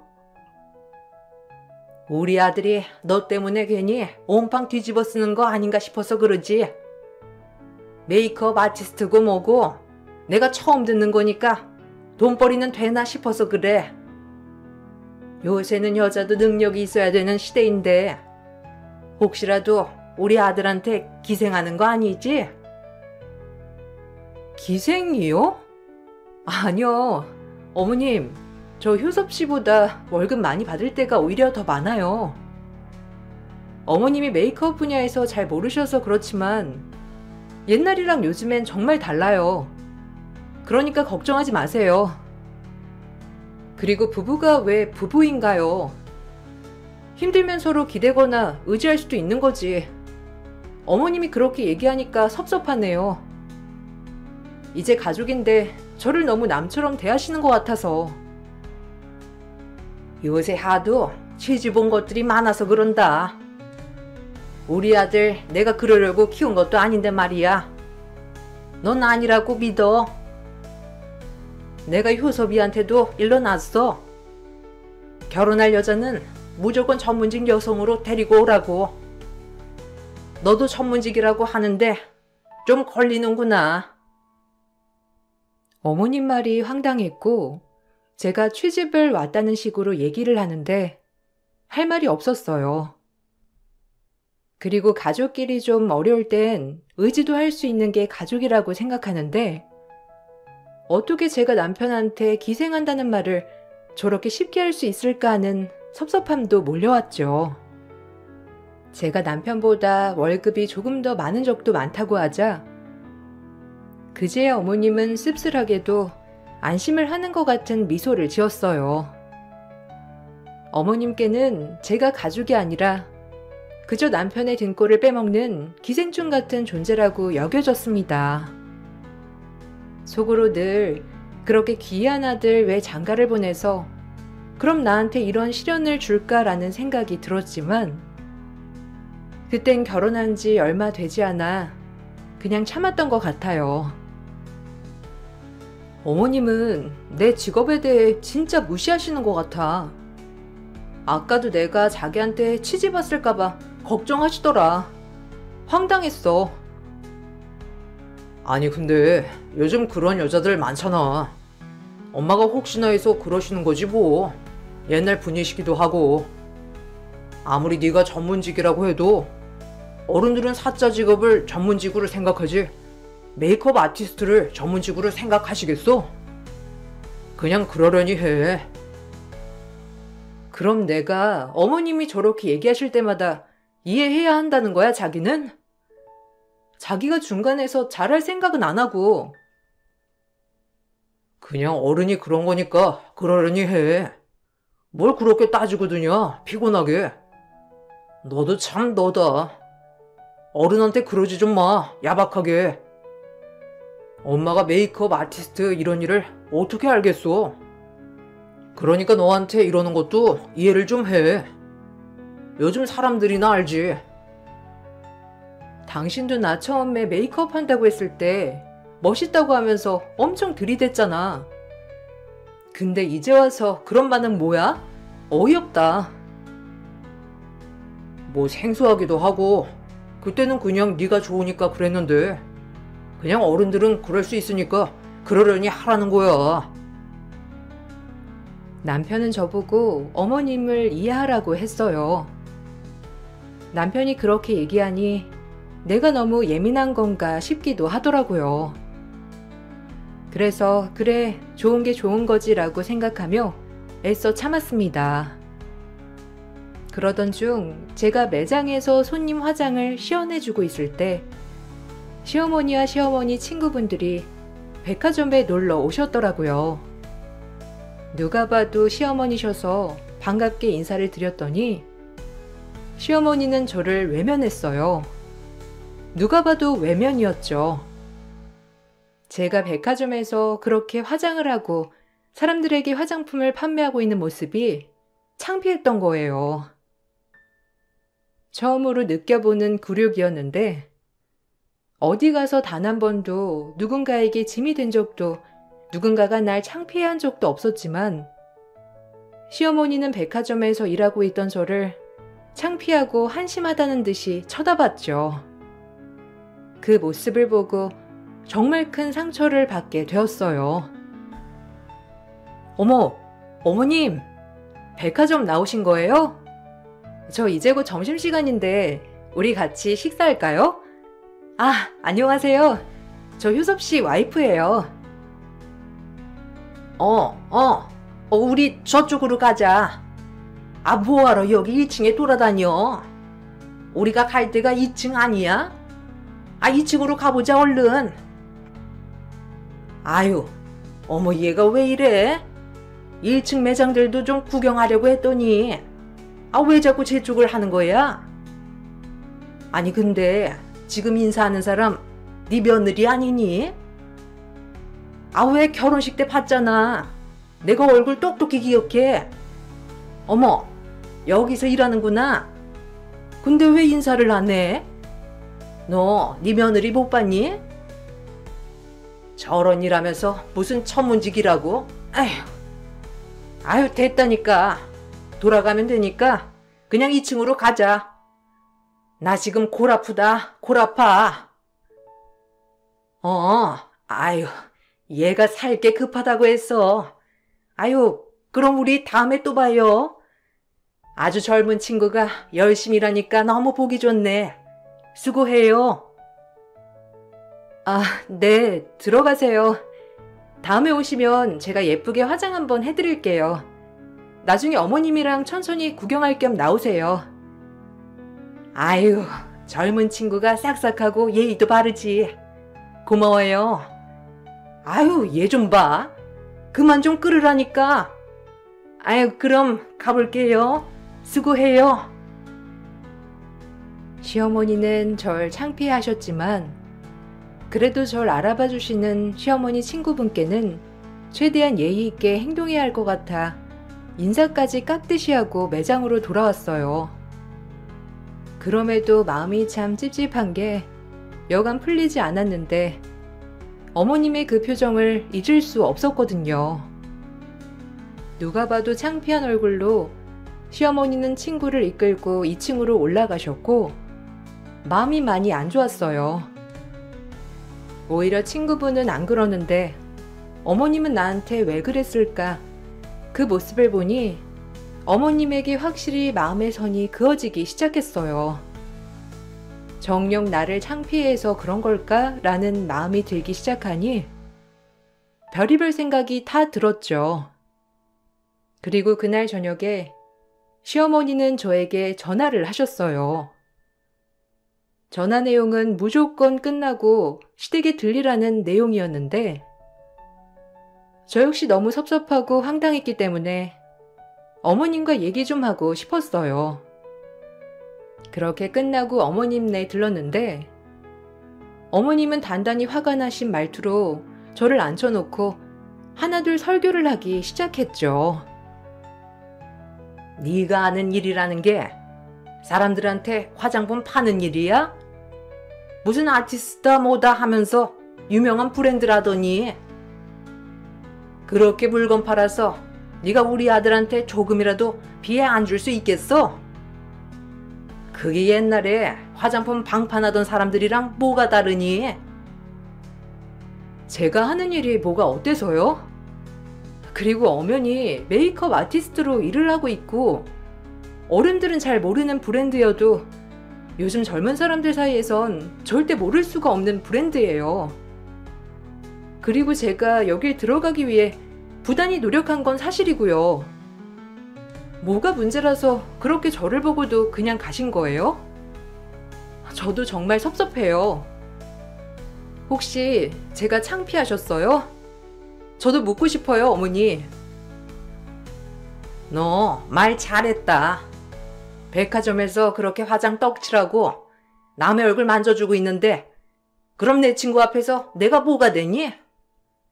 나 진짜 너 때문에 어이가 없어서 일을 해도 어디서 아휴 내가 너한테 아주 단단히 속은 기분이야. 아티스트다 뭐다 이름만 붙여다가 그냥 그거 누구 시중 들어가면서 화장해주는 거 아니야? 너 그거 언제까지 하나 보자. 지금이라도 당장 그만두고 사무직 취직해.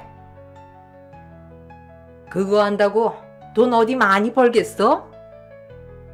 내 아들 등골이나 빼먹는 거지. 나 그런 걸 애초에 못 본다고 결혼할 때부터 말했어. 시어머니는 제 직업이 얼마 못 갈 직업이라고 장담을 하셨고 그로 인해 남편이 피해가 갈까봐 또 한 번 걱정을 하셨어요.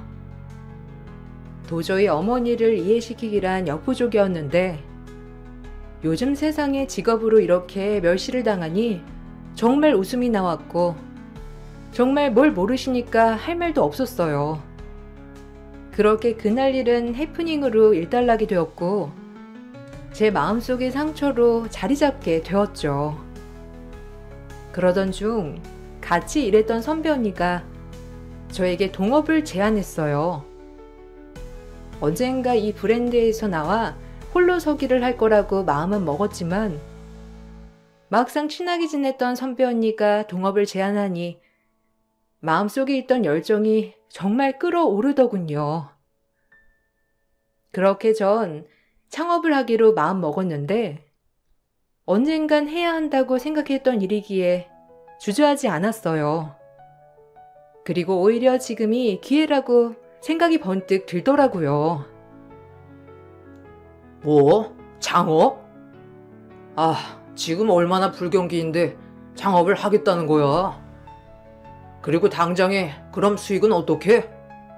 열자마자 잘 되는 것도 아니고 네가 하는 분야가 뭐 얼마나 가능성 있는 분야인 줄은 모르겠다만 그래도 돈은 어떡할 거며 어쩔 건데? 걱정이다. 그동안 언젠가는 창업하려고 모아놓은 돈도 있고 대출 좀 받아서 하면 돼. 돈 걱정은 마. 그리고 당신이 몰라서 그러는데 요즘은 일반인들도 메이크업 받는 시대야. 꼭 연예인들만이 아니고 나 이 분야에서 성공할 수 있어. 그러니까 당신 돈 보태지 않을 거면 말리지만 말아줘. 어머님도 내가 백화점에서 일하는 거 보고 탐탁치 않아 하시더라. 그런 모습을 보니까 더 잘 되고 싶어. 내 월급 가지고는 우리 집 생활 불가능한 거 너도 알고 있지? 무조건 너도 벌어와야 해. 그러니까 잘 생각해보고 결정해. 뭐 자기가 하는 말이 나쁘다고 생각하진 않는데 이럴 땐 좀 옆에서 응원 좀 해주면 안 돼? 내가 선생님이랑 결혼한 것도 아니고 당신이나 어머님이나 매사에 돈. 진짜 질린다. 내가 언제 당신한테 1원 한 장 보태달라고 한 적이나 있어? 그냥 걱정돼서 하는 말이지. 요즘 세상에 외벌이는 말도 안 되고 무조건 너도 일해야 하는 형편이니까 잘 생각해 보라고. 이럴 땐 그냥 따뜻한 말 한마디 해주는 게 더 좋았을 텐데. 나도 아쉽다 정말. 매번 이런 식이니까 할 말도 없고. 남편은 돈 걱정을 시키지 않을 거라면 창업을 하라고 했는데 참 섭섭하게 들려오더라고요. 결혼 후 남편이 생겨서 가장 좋았던 점은 언제든 든든한 내 편이 생겨서 좋았던 점이었는데 시어머니 닮아 그놈의 돈 하는 꼴이 배기 싫어지더라고요. 이러려고 결혼했나? 이게 남이 아니면 뭔가 싶으면서 말이에요. 그리고 이 소식은 시어머니 귀에까지 들어갔고 역시나 시어머니는 혹시라도 본인 아들이 저에게 투자를 해줄까봐 노발대발하시며 화부터 내셨어요. 제일 제가 알아서 하는 거지만 주변에서 이렇게 손사래를 치니 시작도 하기 전에 김부터 새더군요. 그래도 제 의지를 꺾기란 불가능했지만 말이에요. 뭐야? 창업? 아니, 너 회사에서 잘 나간다며. 그런데 왜 창업을 하려고 드냐? 네가 봐도 네가 다니는 회사가 좀 아니지? 그럼 안전하게 사무직 격리나 이런 쪽으로 이직해. 요새 그런 직장 들어가면 웬만하게 애도 낳고 일도 꾸준히 하더라. 요즘 세상에 무조건 둘이 벌어야 한다.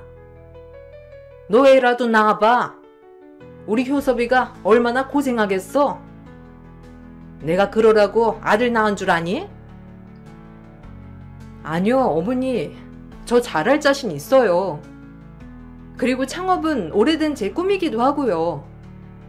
그러니까 말리지 말아주세요. 그냥 응원해주세요. 응원은 무슨? 너 지금 그런 거 하면서 일 벌려놓고 그러면 우리 아들이 얼마나 뒤치다꺼리 할 게 생기겠어. 막말로 내 아들 돈 한 푼 안 들어간다는 보장 있어? 내가 우리 아들이 여자한테 돈 투자하라고 이렇게 뼈 빠지게 키운 줄 아니? 너도 아들 낳아봐. 그이 돈 안 받을 거고 그이도 저한테 투자할 돈 없으니까 걱정 놓으세요. 제 돈으로 하는 거예요. 그러니까 안심하시고요. 네 돈이 우리 효섭이 돈이지. 그런 돈 있으면 나중에 효섭이 뭐라도 하나 할 때 투자라도 해. 남자가 잘 돼야 집안이 사는 거야. 억지세요. 효섭 씨 돈은 한 푼이라도 저한테 오는 게 싫으시면서 제 돈을 왜 효섭 씨한테 투자하라고 하세요? 그건 아니죠. 넌 여자고 우리 아들은 남자잖아. 남자가 잘 돼야지. 나중에 봐라. 끝까지 먹여 살리는 게 누군지. 여자들은 등골이나 빼먹는 거야. 말도 안 되는 걸로 억지를 부리는 어머님을 보니 또다시 머리가 지끈지끈 아파지기 시작했어요. 본인의 어머님이 말도 안 되는 소리를 하는 것도 모자라서 남편은 거기에 대한 대꾸가 전혀 없었는데 그야말로 저와 어머님의 독대였습니다. 결혼을 해서 제 인생이 엄청 달라졌다고 생각하진 않았지만 이 부분에 있어 결혼을 한 것이 후회가 되더라고요. 왜 내 앞길을 그렇게 막는 사람이 많아졌을까 하는 마음 말이에요. 제가 끝까지 사업을 포기하지 못한다고 하자 시어머니도 참다 막말을 하였죠. 죄송하지만 그래도 시작해 볼래요, 어머님. 이거 어머님 설득하러 온 거 아니고요. 그냥 앞으로 계획이 이렇다 말씀드리러 온 거니까 오해 마세요. 제가 한두 살 먹은 어린애도 아니고 이 분야에서 6년 동안 커리어 열심히 쌓았으니 걱정 마세요. 그럼 너 나한테 통보하러 온 거네? 네가 사업을 하든 말든 그래 나 상관할 바 아닌데 각서 하나 써라. 혹시라도 쫄딱 망하거나 건질 수익 하나 없을 때 우리 아들이랑 순순히 이혼하겠다고 각서 써. 나 안 그러면 분해서 잠 못 잔다. 이혼이라뇨?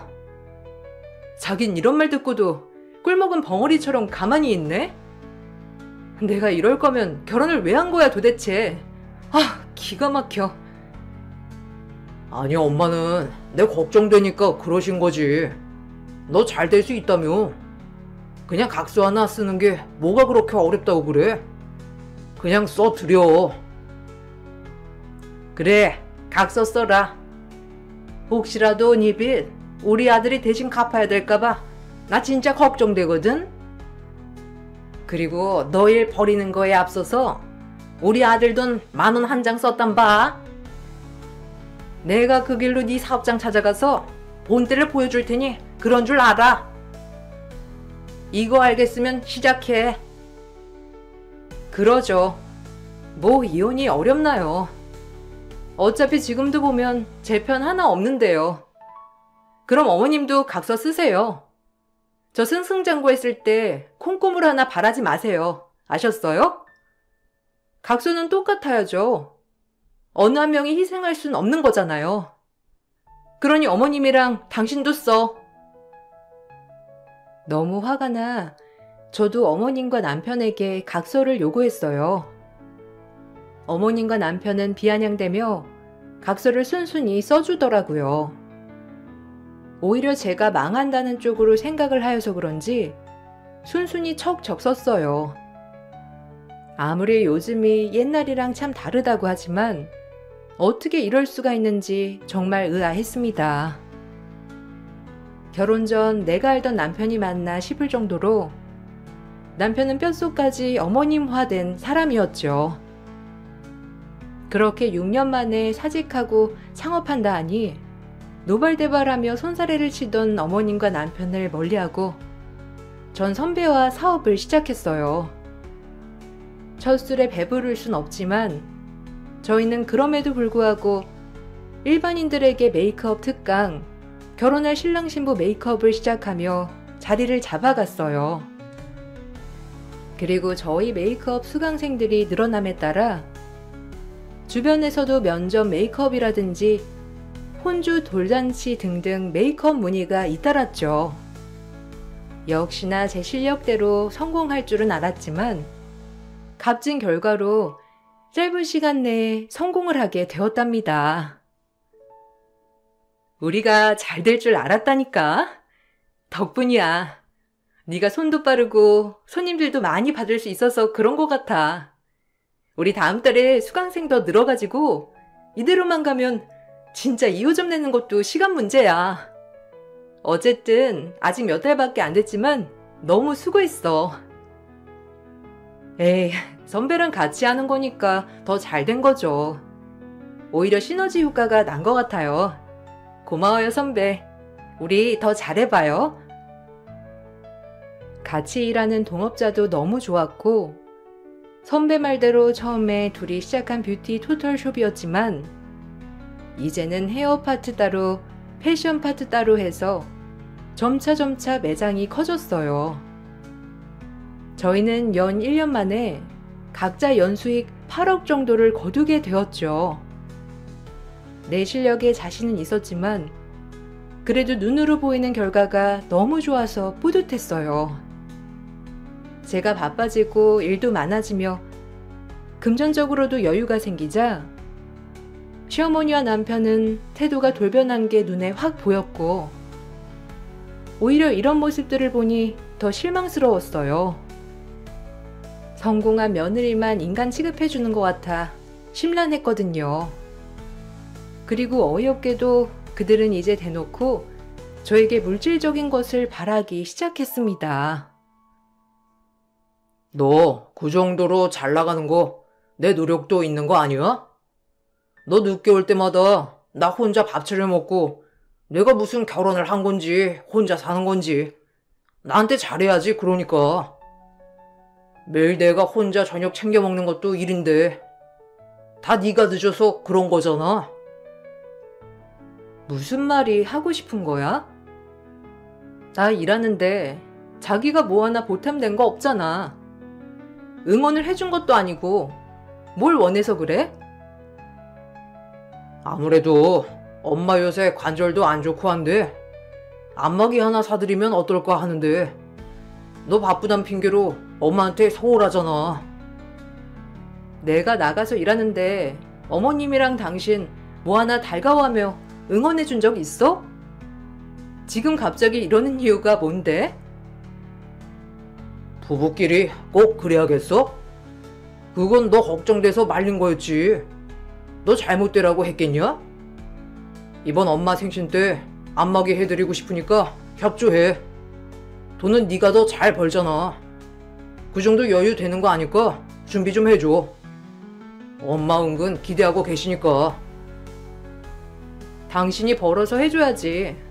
난 며느리일 뿐이고 어머님 맨날 말씀하시잖아. 난 남이라고. 그러니까 당신이 알아서 준비해. 남편 말에 코웃음이 나왔고 전 묵살해 버렸어요. 내가 누구 좋으라고 안마기까지 대령해야 하나 싶었고 사업을 시작 전에도 제 모습을 창피하던 시어머니, 그리고 사업을 하면서도 절대 손 벌리지 말라고 본인 아들 돈 1원도 못 쓰게 할 거라고 으름장을 놓은 시어머니를 생각하면 정말 저 역시도 단돈 1원도 쓰고 싶지 않았어요. 그렇게 시어머니 생신이 돌아왔고 전 어머님 생신 선물로 30만 원의 현금을 준비하여 드렸습니다. 제 선물을 받고 시어머니는 안색이 급격히 어두워지며 화를 내더라고요. 솔직히 30만 원도 정말 큰 인심을 쓴 것이었거든요. 시어머니는 결혼할 때부터 지금까지 저에게 10원 한 장 쓰신 분이 아니었어요. 받아서가 맛이 아니라 저조차 무시하는 사람인데 이런 사람에게 30만 원도 전 가분하다고 생각했기 때문이에요. 꼴랑 30? 너 지금 장난치니? 내가 너 얼마 버는지 다 아는데 지금 나한테 이런 푼돈 주는 거야? 너 날 시엠이라고 생각은 하는 거냐? 너 이런 식으로 우리 아들도 무시하고 있지? 그게 아니고서야 나한테 이럴 리가 없잖아. 너 같은 애 처음 본다. 어머님, 제 수익은 수익인 거고요. 우리 각서 썼잖아요. 이제 와서 왜 그러세요? 전 그때 어머님이 했던 행동, 말들 다 잊혀지지 않아요. 그래놓고 이제 와서 저한테 뭘 바라시는 거 참 웃긴 행동 아니에요? 당신도 너무 웃긴다 진짜. 뻔뻔하잖아. 이혼까지 염두에 둔 며느리인데 뭘 바라세요 바라시길. 진짜 뻔뻔한 게 하늘을 찌르네. 이거 어디 뉴스감 아닌가요? 제가 연수익 8억을 거두고 남편한테 1,000원도 안 주니 모자 반응 진짜 황당하더라고요. 이제 와서 본인들이 저의 돈을 마음대로 할 수 있을 거라는 그런 착각을 한다는 게 우스웠어요. 전 그때 모든 걸 깨닫게 되었고 진정으로 이 사람들과 이제는 이별을 해야 할 때라고 확신이 들었어요. 시어머니의 뻔뻔한 태도, 남편의 안일한 태도를 용서할 수가 없던 저는 그 자리에서 이혼을 선언했습니다. 제가 이혼을 선언하자 남편은 절대 이혼을 못 해준다고 했고 시어머니 또한 이혼은 안 된다고 하더군요. 여하튼 변하지 않는 건 넌 이젠 며느리라는 거야. 그러니까 며느리면 며느리답게 순응하고 살아. 너 잘된 거 다 우리 아들 외조 덕분 아니니? 맨날 밥도 혼자 차려 먹고 얼마나 외로웠을 거야. 그러니까 네가 당연히 이 집에 잘해야 하는 게 맞는 거지. 웃기고 있네. 이런 뻔뻔한 사람들 같으니라고. 그렇게 사업하기 전에 돈 한 푼 갖다 쓰면 이혼이라더니 이제 내가 내 돈 가지고 잘 되니까 이 돈이 당신네들 걸로 보여? 도저히 못 참겠다. 원래도 행복하지 않은 결혼 생활 왜 붙잡고 있었을까 하는 생각이 들게 되는 날이네. 우리 이혼해. 그리고 다신 마주치지 말자고. 아줌마도 아줌마가 원하는 사짜 며느리 봐. 당신 아들이 그 정도로 잘나진 않았지만 어떻게든 구해지면 구해지겠지. 돌싱이라도 말이야. 더 이상 얘기할 가치도 없는 인간들 같으니라고. 전 그 말을 끝으로 남편의 귀퉁이를 날렸습니다. 그동안 절 보호해주고 응원해줘도 모자란 남편이 늘 시어머니 편에 서서 저를 힘들게 한 것도 모자라 이제 와서 제 돈을 본인들 돈인 양 생각하는 게 너무 화가 났거든요. 제가 남편에게 귀퉁이를 날리자 시어머니는 충격에 길길이 날뛰기 시작했고 남편도 처음 맞아보는 뺨에 어리둥절해 하더니 헛소리를 했어요. 뭐? 이혼? 누구 맘대로 이혼이야? 너 지금 돈 좀 벌었다고 혼자만 잘 살겠다는 거야? 절대 안 되지 그건. 어딜 빠져나가? 남의 집 귀한 아들 감히 뺨을 올려붙여? 이혼도 안 되고 너 당장 무릎 꿇고 우리 아들한테 사과해. 계집년이 어디서 손을 대? 더 당하고 싶으면 말해. 더 날려줄게. 아주 보자 하니까 날 보자기로 봤지? 가만 안 둬.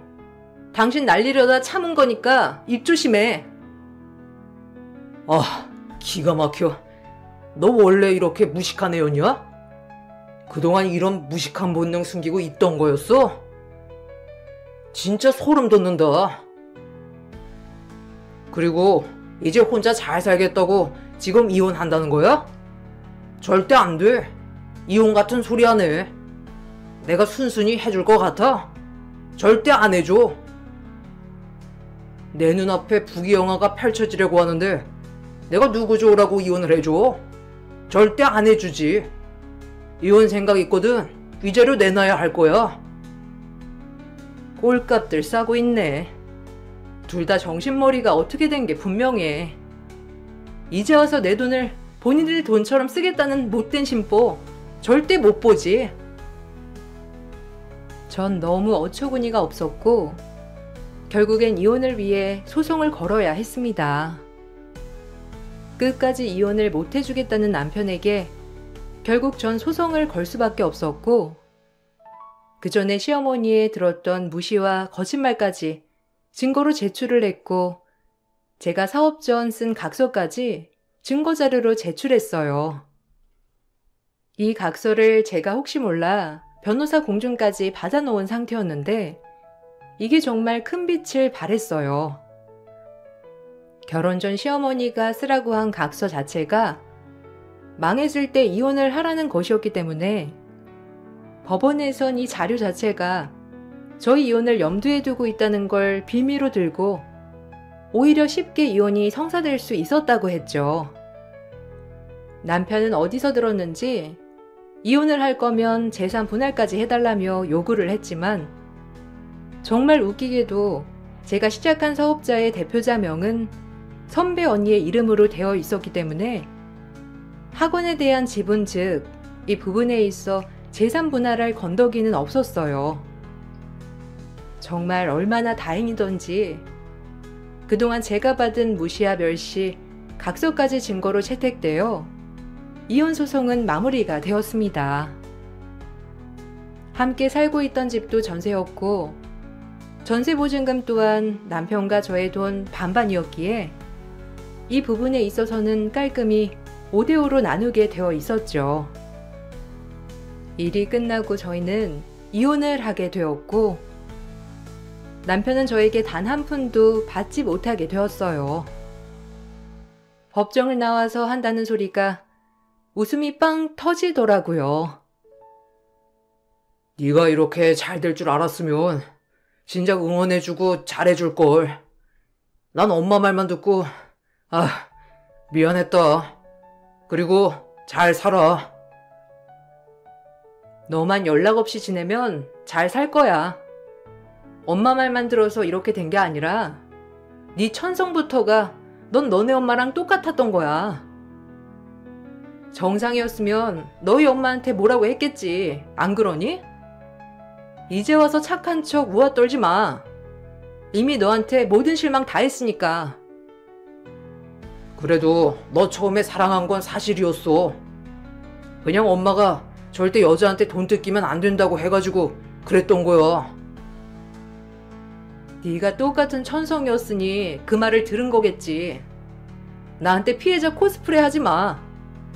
어쨌든 너도 똑같은 인간이니까. 남편은 아무 말도 없었어요. 그리고 시어머니는 저한테서 단 한 푼도 가져오지 못했다는 소리에 제 영업장에 찾아와 저 때문에 아들이 호라비가 됐다며 책임지라고 뻔뻔하게 소리를 쳤죠. 참 황당했지만 이것 또한 더 이상 신랑이 하고 싶지 않아 바로 경찰에 신고를 했고 고성 방가죄로 고소를 했습니다. 결국 시어머니는 벌금을 내야 했고 접근 금지 신청까지 진행했어요. 네가 날 신고해? 우리 아들 호라비 맞는 것도 모자라서 아주 우리 집안을 쑥대밭으로 만들겠다는 심산이구나. 마음대로 생각하셔. 당신 욕심이 화를 부른 거지. 그 덕분에 당신 아들이 호라비가 된 거고 콩 심은 데 콩 난다는 말이 여기서 나온 말이야. 그 애미의 그 아들이라고. 내가 눈이 삐었지. 이런 남자인 줄 모르고 일찍 결혼을 해서 내 신생만 망치려 들었으니 부디 반성하고 벌금 잘 내고 앞으로 얼굴 보는 일 없이 각자 살자고요. 아줌마 따위한테 뭘 기대를 바랬다고. 그럼 이만. 야, 너 가만 안 둘 거야? 우리 아들 이혼남 만든 거 너 가만 안 둬. 네가 혼자 잘 된 거 같지? 다 우리 덕이라고. 시어머니는 끝까지 본인들 잘못을 인정하지 않았어요. 그냥 그렇게 살아온 사람이니 평생 남의 탓만 하면서 살라고 생각했어요. 짧다면 짧은 세월, 이런 집에 시집가 왜 굳이 스트레스를 받았나 하는 생각도 문득 들지만 오히려 제가 더 발전할 수 있는 계기가 되었던 것 같아요. 오기와 기상으로 사업도 시작하고 악착같이 성공한 모습을 보여주기 위해 많이 노력했거든요.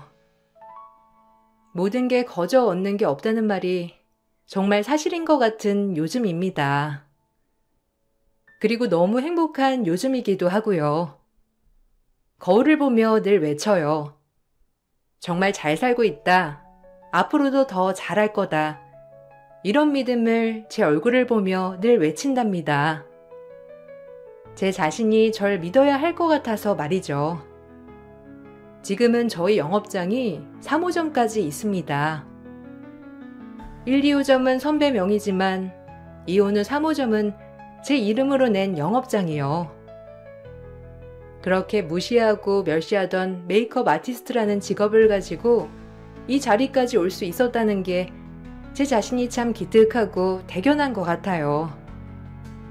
이 글을 쓰면서 또 한 번 느끼게 되는 건데 앞으로도 현실에 안주하지 말고 더더욱 진취적으로 살아야겠다고 다짐을 해봅니다. 여러분들 날씨가 더운데 더위 조심하시고 좋은 하루 보내세요. 감사합니다.